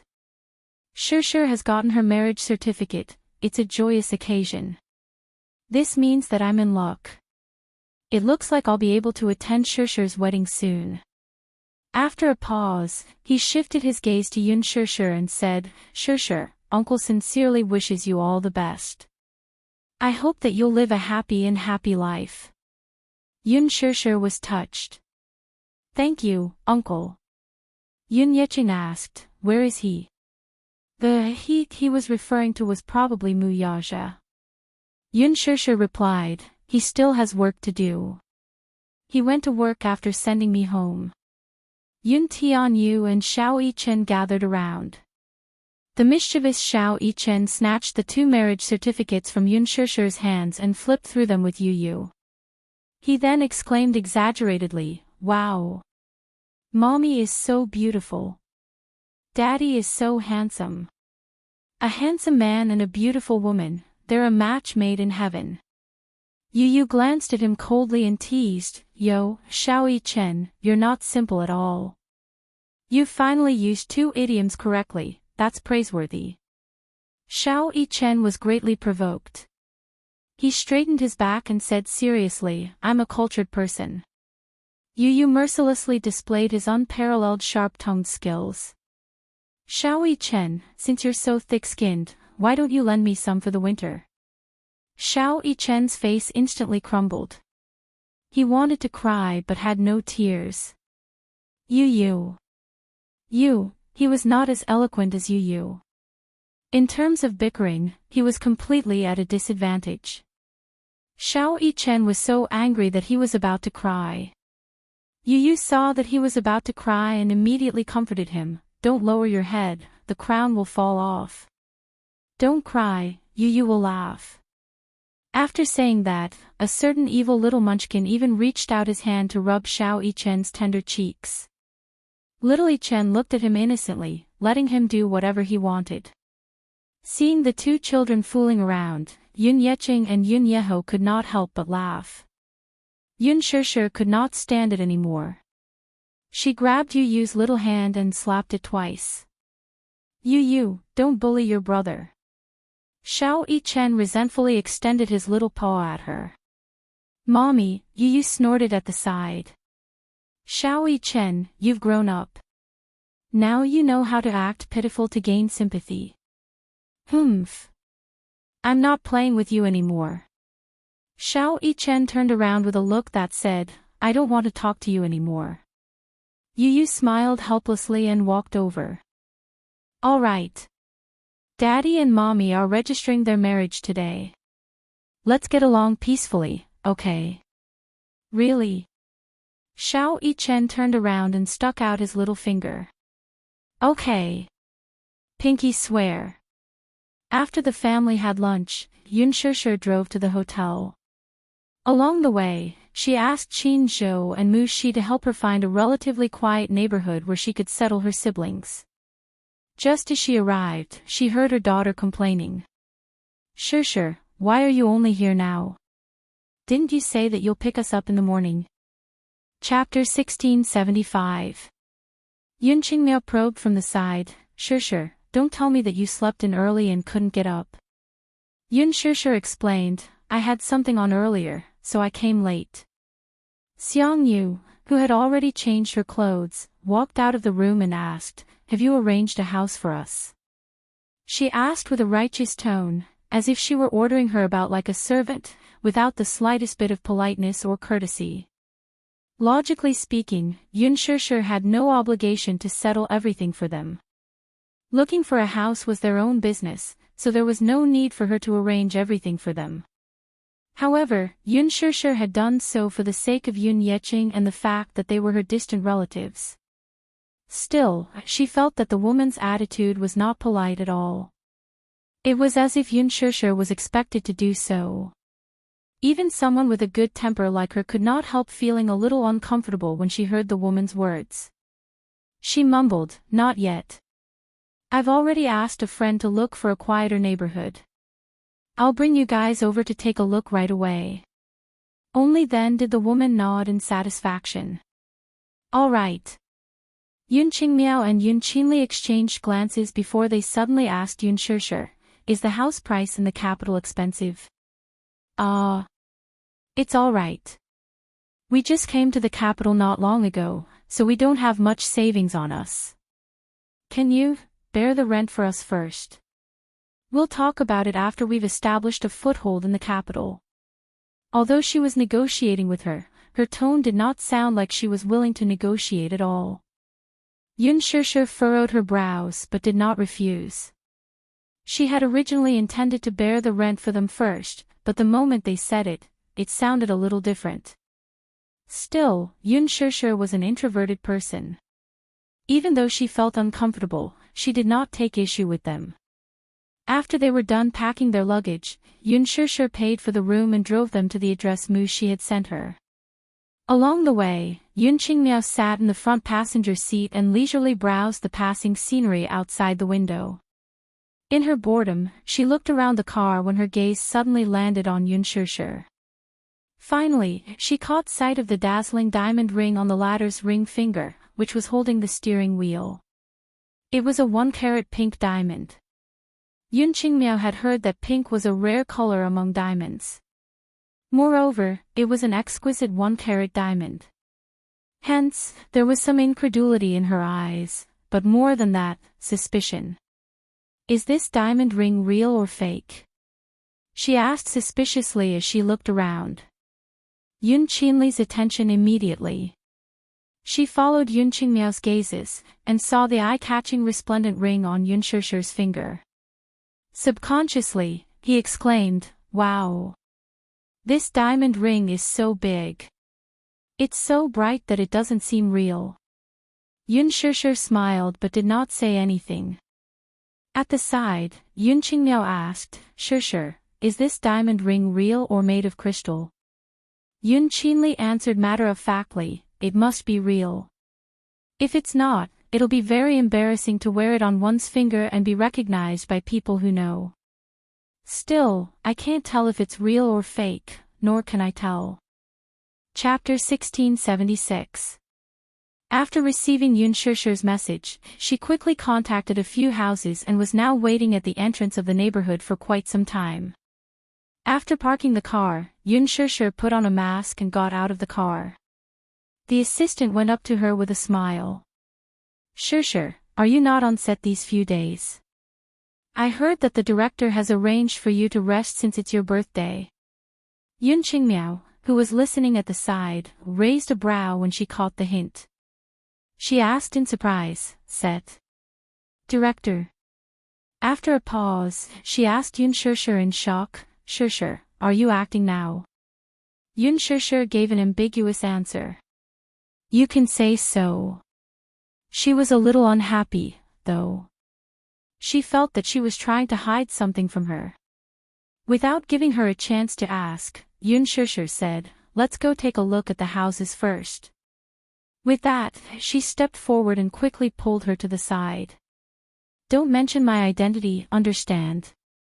Mu Shi was also confused. "Shusher, I'm the one who wants to ask you. Why do you want me to help you find a house for no reason? Also..." She looked at the mother-daughter trio behind Yun Shusher and felt even more puzzled. "Who are they?" Yun Shusher sighed. "Distant relatives. I have to take care of them on this trip to the capital and help them to settle down." "Distant relatives?" Mu Shi frowned and suddenly felt a little worried. "Shusher, I'm not trying to sow discord. I just feel that the three of them aren't easy to deal with." She had been in the industry for many years. Although she was not a shrewd person, she had seen countless people. In her line of work, it was basic for her to learn how to read people's expressions. More often than not, it required her to have a rough idea of a person's character with just one look. Her first impression of Xiang Yu and her two daughters was not very good. She said worriedly, "I didn't know that they are your distant relatives, I let it slip just now." Sure, don't get too close to them in the future. You are now on the rise in the industry. Try not to cause trouble. I understand. Yun Sure gave her a brief rundown of the situation. The assistant understood, so she walked up to her aunt and greeted her with a smile. "Hello, Auntie. I'm Shure's colleague. Today, I'll be bringing you guys around the house so that we can settle in as soon as possible." Xiang Yu looked around and suddenly frowned. She said in a strange tone, "Why is this neighborhood so secluded? It seems to be in a very remote location. It's not very lively." She was speechless. "Auntie, it's like this. It's still daytime now, and everyone in the neighborhood is at work." "Oh." Xiang Yu was still a little worried. "Don't find me a house that's too remote. It'll be dangerous." How could that be? This place wasn't remote. Although it was a little far from the city center, the transportation routes were very convenient. There was a bus stop right outside the neighborhood. Not far away was the subway line 3, which went straight to the city center. It's not that remote. She had put in a lot of effort in looking for a house, but the capital's housing prices were shocking, after all. The closer it was to the city center, the more expensive it was. She was rather meticulous in her selection. Yun Sure was more assured with her handling the matter, so she brought the mother-daughter trio upstairs to look at the houses. However, when they looked at the houses, Yun Qingmiao and Yun Qinli started complaining. Chapter 1677. Forget about her fear of heights. She actually said that the house was too small. She broke out in a cold sweat at the side. Of course, the house was small. This was an apartment building. Unlike the self-built houses in the countryside, the property prices here had always been high. Even after working for so long and saving up for so many years, she still could not save enough for the down payment of a house. It was the dream of many to be able to settle down in the capital. However, most people could only sigh at the sight of the rising property prices.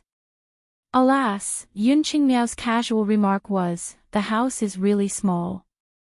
Buying a house like this would cost 2 to 3 million yuan." She actually said that it was small. Hence, she explained, the property prices in the capital are high. Although the land here isn't as expensive as some other areas, the land price is still considerable. That's why, the rent is also very expensive. I heard that Sure is paying the rent for you guys. Her income isn't high, so she chose this place when she was looking for a house. As she said this, she did not forget to sigh. Shure's work has actually just taken a turn for the better, so I also want to reduce her pressure. Yun Shure was not around at this moment. Only then did the woman open her mouth and say matter-of-factly, "Hee. I'm her auntie, shouldn't she be nicer to me? It's rare for us to come to the capital, and everything hasn't been settled yet. It's only natural for us to be nicer to her." She frowned deeply.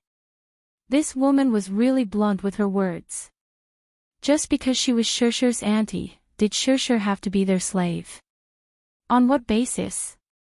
Although the rent was nothing to Shure, they were not at all courteous and did not even say a word of thanks. Given Shure's character, she was not greedy for their gratitude, but it was too unreasonable to take other people's kindness for granted. She was a little displeased, but due to her status, she could not openly complain. Her aunt asked, "How much is the rent here?" She answered honestly, "About 4 to 5,000 yuan. 4 to 5,000 yuan. Xiang Yu gasped. So expensive. She thought that she would at least be a little more understanding towards Shure after hearing her words, but she did not expect her next words to make her so angry that she was speechless. Ouch! Fortunately, Shusher is paying the rent for us. Otherwise, how can we afford such an expensive apartment? Yun Qingmiao, who was standing at the side, asked worriedly, Mom, why don't we get Shusher to pay a year's rent for us first? Even if we work, it'll be hard for us to pay such a high rent. Exactly.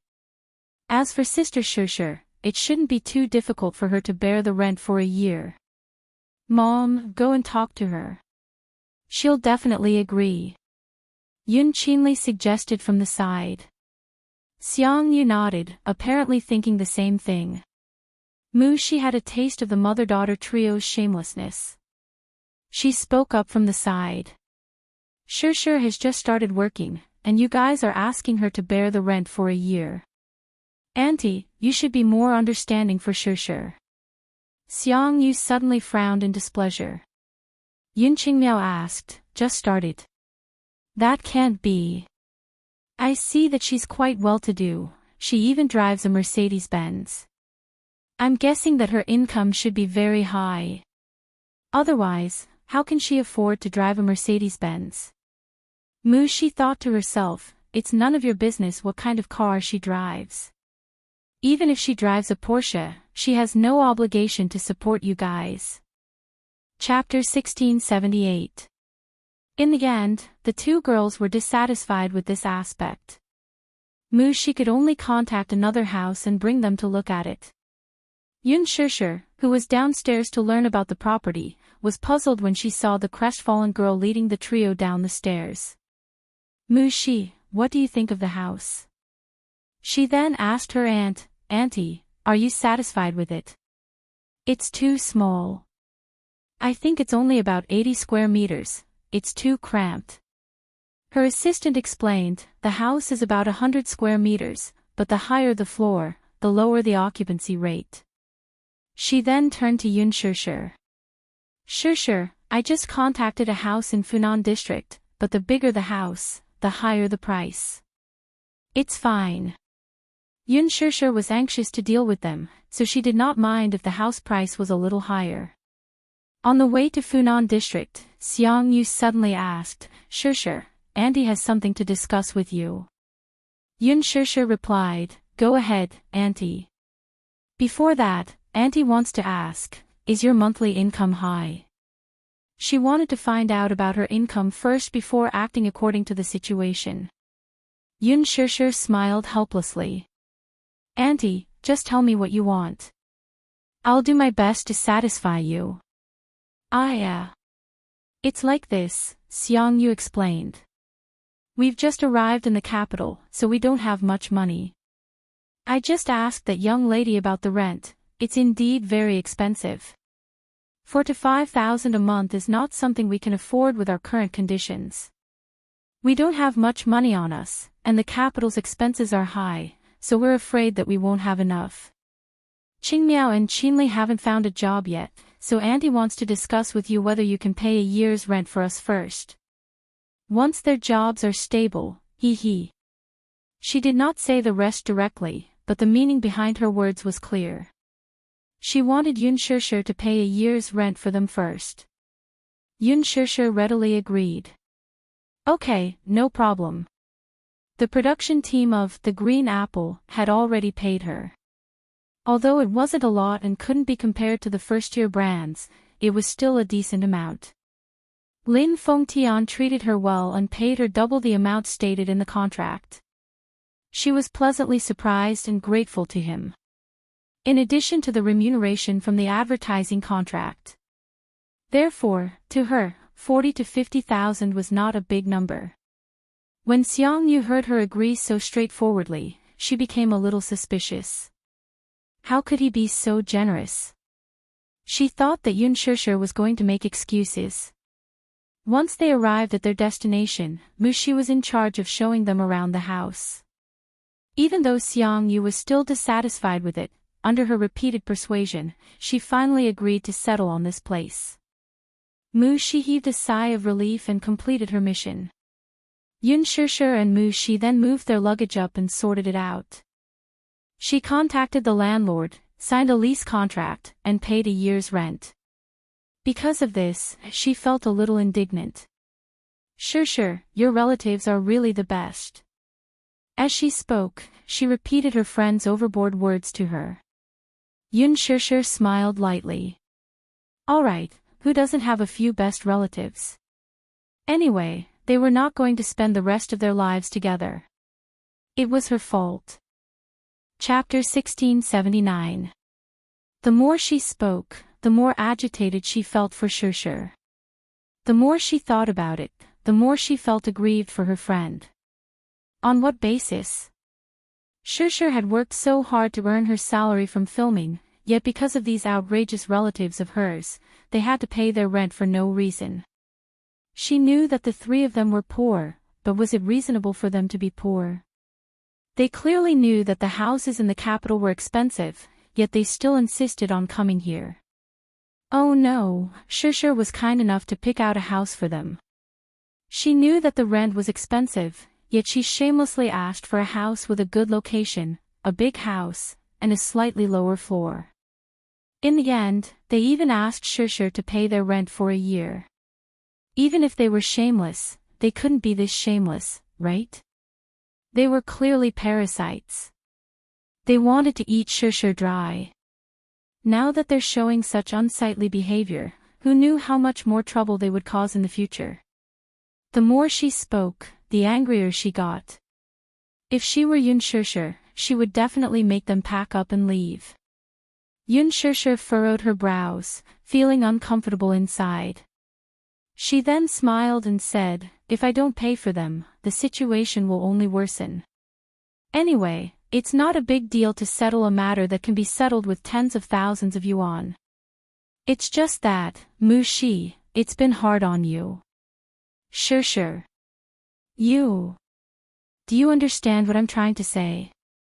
Mu Shi looked at her with exasperation. Yun Sure smiled. Don't worry. Just this once. Anyway, I've paid their rent for a year, so it's considered as being extremely benevolent. In the future, let's not interact with each other as much as possible. Only then did the assistant nod her head. After paying the rent and signing the contract, this matter was more or less settled. However, just as Yun Sure and her assistant were about to leave, Xiang Yu called out, Sure, leave now. Mu Shi subconsciously narrowed her eyes. What is this bad woman up to now? Yun Sure, however, said, I still have something on, so I'll take my leave first. Are Qingmiao, Qinli, and I the only ones staying in this house? She suddenly thought of something. What about your father and uncle? Where are they staying? Yun Sure smiled. My dad and uncle are staying at my place, so it's convenient for my father to take care of him. Oh, how big is your house? Will there be enough space for so many people? Xiang Yu couldn't help but think of a plan. She began to inquire about the information she had gathered. It's just enough. Yun Sure, however, was well aware of what her aunt was trying to find out. This time, she gave an ambiguous answer out of consideration. Xiang Yu suddenly squeezed over and bumped her elbow. She sneakily asked, That's right. Auntie, it's not that I'm being nosy, but the man from yesterday, how's his family background? Yun Sure's. What do you mean, still? Xiang Yu couldn't help but assume the attitude of an interrogator, throwing out a series of questions in rapid succession. She asked, Are his parents still alive? Yun Sure, she asked, Does his family have a house? Yun Sure, she continued, I saw him driving a Mercedes-Benz yesterday. I heard from Qingmiao that it's very expensive. It seems that his family background is not bad, right? Yun Sure. Ah. She asked, How's his job? How much is his annual salary? Is it 10,000 yuan? Yun Sure. Chapter 1680. Xiang Yu continued, But, Auntie, this man is a little too handsome. Usually, the more beautiful a man is, the easier it is for him to have an affair behind his wife's back. You have to be careful. beautiful men are not reliable. They are easy to be targeted. Yun Shishir frowned. To be honest, if Xiang Yu's words were spoken by someone like her mother, it would be unpleasant to hear. However, it was sincere advice that grated on the ears. Her words were sincere as she was worried about her. What she said was reasonable.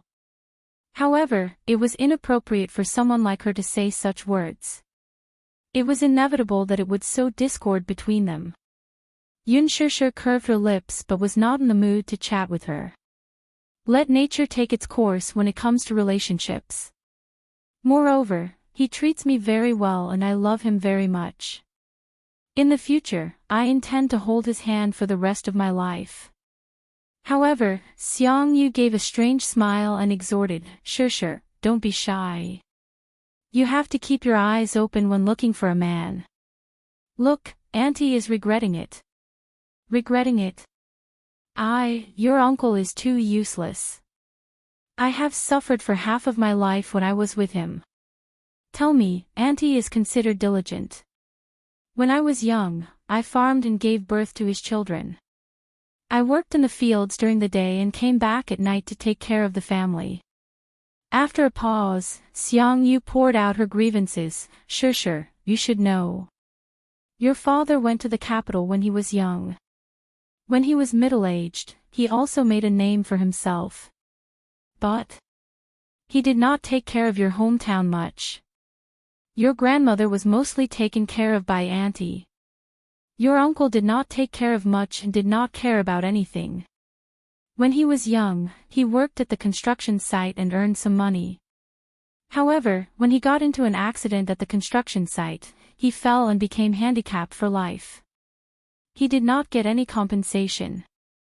When Qinli was in college, he was careless and even gave your family the money that was meant for Qinli's education. Xiang Yu sighed as she said this.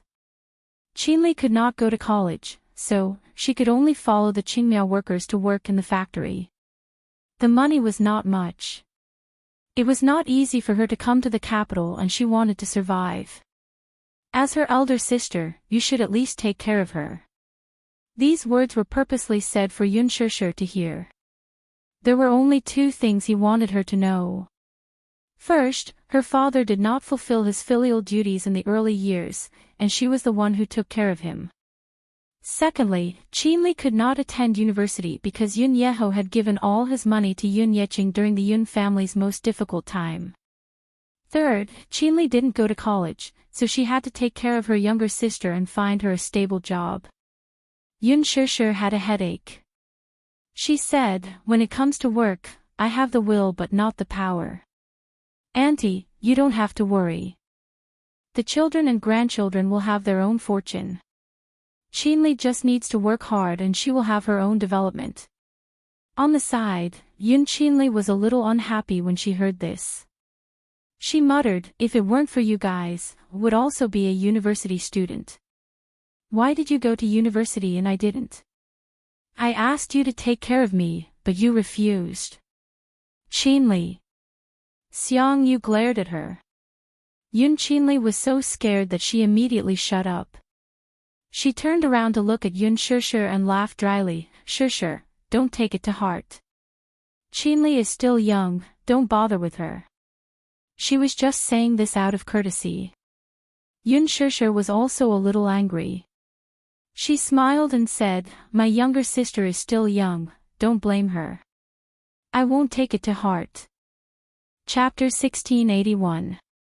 Xiang Yu's expression turned ugly as well. She actually suffered a loss at her hands. Yun Shishir put on a fake smile and said, I have something on, so I'll take my leave first. Goodbye. With that, she made to leave.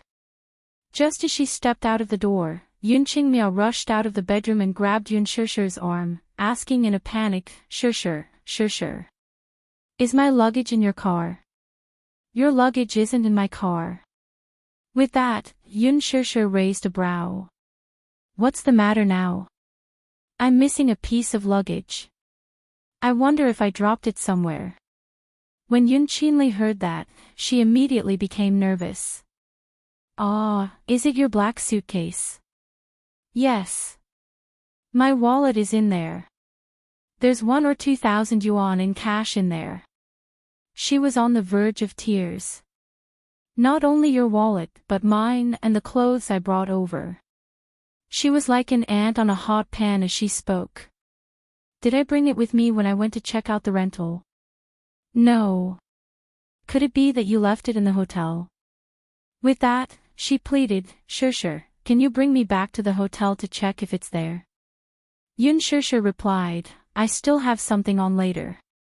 She did not want to be a busybody and had no time to waste on them. Hence, Yun Sure took out a name card from her wallet and handed it over with an elegant smile. The address of the hotel is here. You can take a taxi there. Yun Qingmiao was stunned. Can't you take me there? It's very expensive to take a taxi. It's cheaper than my gas bill. Yun Sure then frowned. Qingmiao, I don't have any cash on me. I've used all my money to pay for your rent. It shouldn't be a big problem for you to take a taxi, right? With that, she bade farewell to Xiang Yu and left with Mu Shi without looking back. The moment the door closed, Yun Qingmiao was furious. How stingy. She's driving a Mercedes-Benz, so why is she feeling the pinch over the gas bill? How stingy. Yun Qinli also said angrily, this Yun Sure is really something. You're driving a luxury car that's worth millions, but you're still worried about paying for a small amount of gas. Do you even treat us as family? Xiang Yu, all right. Stop talking so much. Tidy up the room first. There are some things we can talk about later. She was obviously very angry. She walked to the sofa at the side and picked up the lease contract to take a look. A year's worth of rent would be paid in full. She had a new understanding of Yun Sure. It seemed that this girl must have a lot of money on hand, right? He paid tens of thousands of yuan in one go without batting an eyelid. It seemed that he was rich.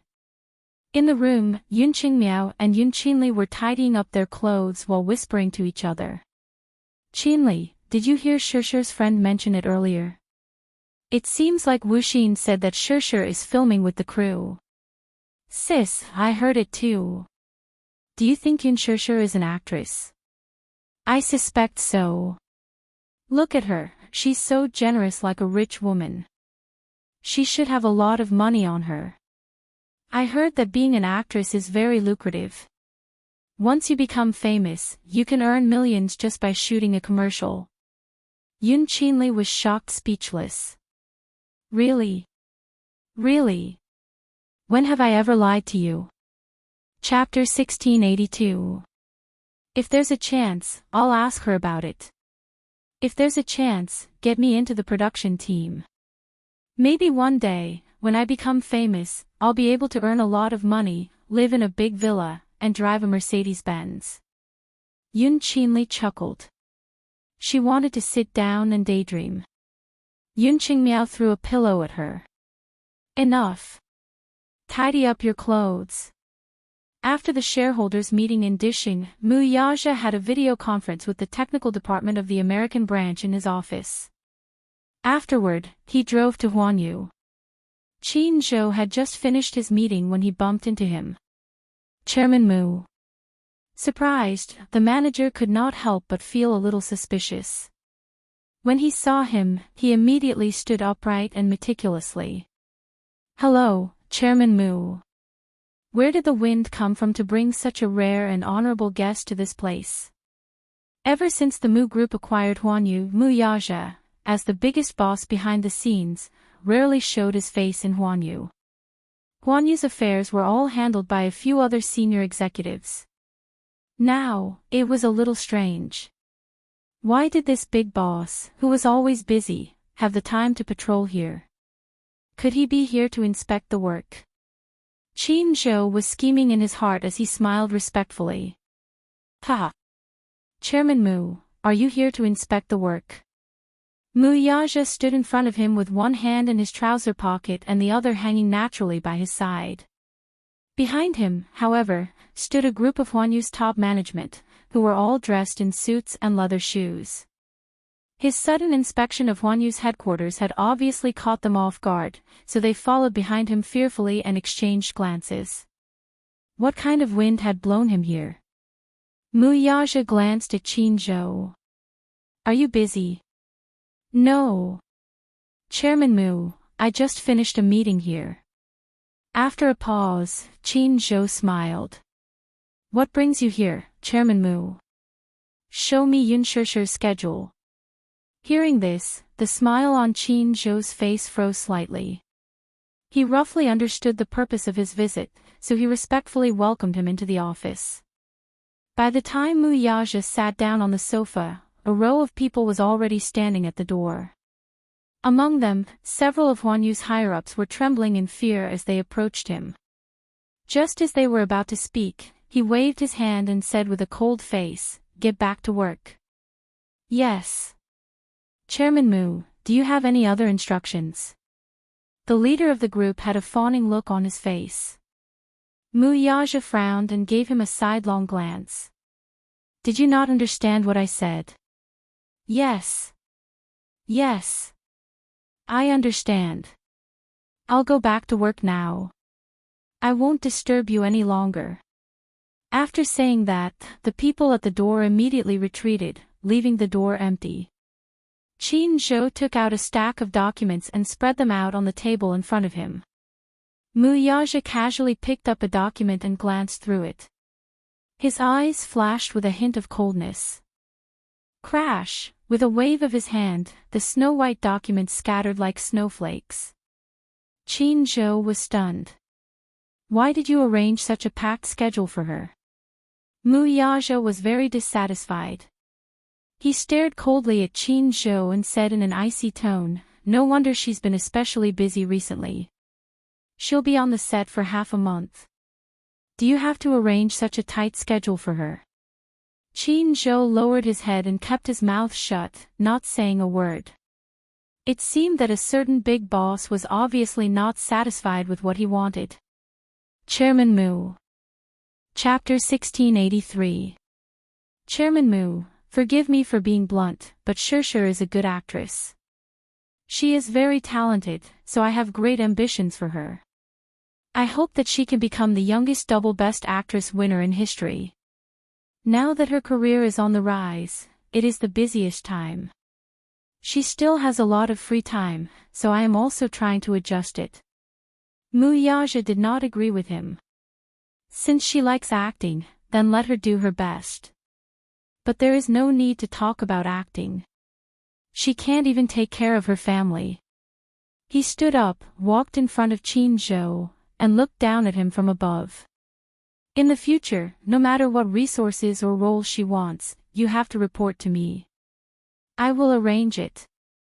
Qin Zhou was stunned. Mu Yaja's meaning was obvious. He was going to use his resources to support Shishir. If Mu Yaja could pave the way, then Shishir would have a lot of resources in the future. However, unexpectedly, Mu Yaja paused and changed the topic. But some unimportant publicity should be avoided. I don't want her to be exposed to the public too much. Chairman Mu, some publicity was necessary. How could it be avoided? Mu Yaja narrowed his eyes. His gaze was dangerous. You should understand what I mean. I don't like my woman being coveted by others. I don't like the entertainment industry. I don't want her to be tainted by those dirty things. He liked her pure and untainted nature. Hence, he wanted to protect her well. Qin Zhou, I used to believe in your ability, so I am not worried when she is in your hands. But now, I have to remind you of something. Mu Yaja paused. His gaze was piercingly cold and piercing as it fell on Qin Zhou's face. It was as sharp as an icicle. Some men are not allowed to get close to her as long as there is a little distance between them. I don't like my woman being coveted by other men, even if it is just a glance. Do you understand? Qin Zhou was shocked. He raised his head and looked at Mu Yaja in shock. Chairman Mu, Qin Zhou, you are very smart. You should understand what I mean. Mu Yaja narrowed his eyes slightly. Gu Xingze is an artist that you used to manage. For your sake, I won't be calculative about the past. But I came here today to tell you that Shirshir is my legitimate wife. No one is allowed to touch her. If this happens again, I won't give you any face. Don't think that just because he has the support of the Gu family, he can be fearless. How dare he try to go against me? He's not worthy. He did not want to waste any time on Gu Xingze. However, if Gu Xingze couldn't understand the situation and wanted to hit a rock with an egg, he might as well show him that there were some people he couldn't afford to offend. When it came to relationships, he especially cherished them. Especially when it came to Yun Shirshir. It was not easy for him to be able to be with her. He cherished her even more. At the same time, as a responsible man, he would not let her suffer any grievances. For her, he would remain loyal. But at the same time, he also hoped that she would cherish their marriage and their relationship. More than that, he did not want this relationship to be destroyed or disturbed by anyone. He had a serious obsession with cleanliness, both physically and mentally. Chapter 1684. As soon as Mu Yaja finished speaking, Qin Zhou's eyes widened in shock as he stared at him in disbelief. What? Chairman Mu had just said that Shirshir was his legal wife. Could it be that they were already married? Why didn't he know about this? When did this happen? Why didn't Shirshir tell him about this? As Qin Zhou's mind raced, Mu Yaja spoke again. Of course, I'm not referring to Gu Xingze alone. After a pause, his voice suddenly deepened.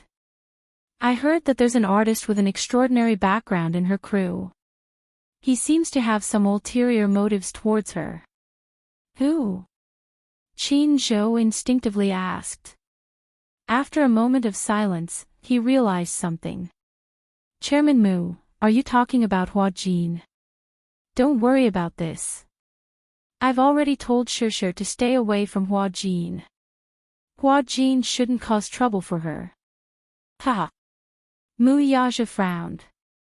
I heard that Hua Jin is causing trouble in the crew. I don't care about this, but if he provokes someone he shouldn't provoke. He couldn't just sit back and do nothing about this. Qin Zhou was a little surprised when he heard this. He glanced at him cautiously and understood what he meant. Qin Zhou had some idea about the role of Hua Jin. Qin Zhou had inquired about him from various sources and made up for his homework. It was said that Hua Jin debuted in the film and television industry with the stage name Hua Jin when he was 16 years old. With his outstanding looks, he quickly stood out in the industry. However, as a newcomer, Hua Jin didn't have many good resources. Most of the time, he was a supporting actor. He rarely had the chance to get a lead role. Although he was naturally good-looking and had good acting skills, he quickly gained a lot of fans.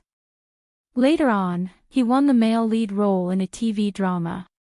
With that drama, his acting career skyrocketed. It was quite similar to Gu Xingze's overnight popularity 10 years ago. However, it was said that he was able to win the male lead role in this drama because he had successfully used his character to enter the Beijing Circle. The entertainment industry was divided into 4 major circles. The Beijing Circle, Hong Kong Circle, Shanghai Circle, and Northeast Circle. Among them, the Beijing Circle was divided into 3 groups, Ren-yi, Beijing Film Academy, and the Beijing Circle. The so-called Beijing Circle referred to the Beijing film and television industry. But anyone who could get into the Beijing Circle and make a name for themselves would not be able to cross the threshold without a financial backer behind them. It was said that the person behind Hua Jin was very mysterious and had a powerful background. Qin Zhou knew who that person was. In the entertainment industry, Hua Jin was known for being a playboy. He often got entangled with many female celebrities and had many ambiguous affairs with them. Every female lead actress who acted with him would have some scandals with him. No one could stop him from taking the initiative. He had a naturally enchanting face and was a classic handsome man. No matter which woman it was, they would be moved by his beauty and fall into his gentle trap. However, without exception, all the female stars who had entangled with him were quickly frozen or banned after filming that movie. They had disappeared from the circle since then. Among these female celebrities, there were also many who came from powerful backgrounds, but they were all banned with a single sentence. One could only imagine how much power the mysterious sugar daddy behind Hua Jin wielded in the capital's social circle. That was why no one, including Gu Xiaoyang, dared to offend him.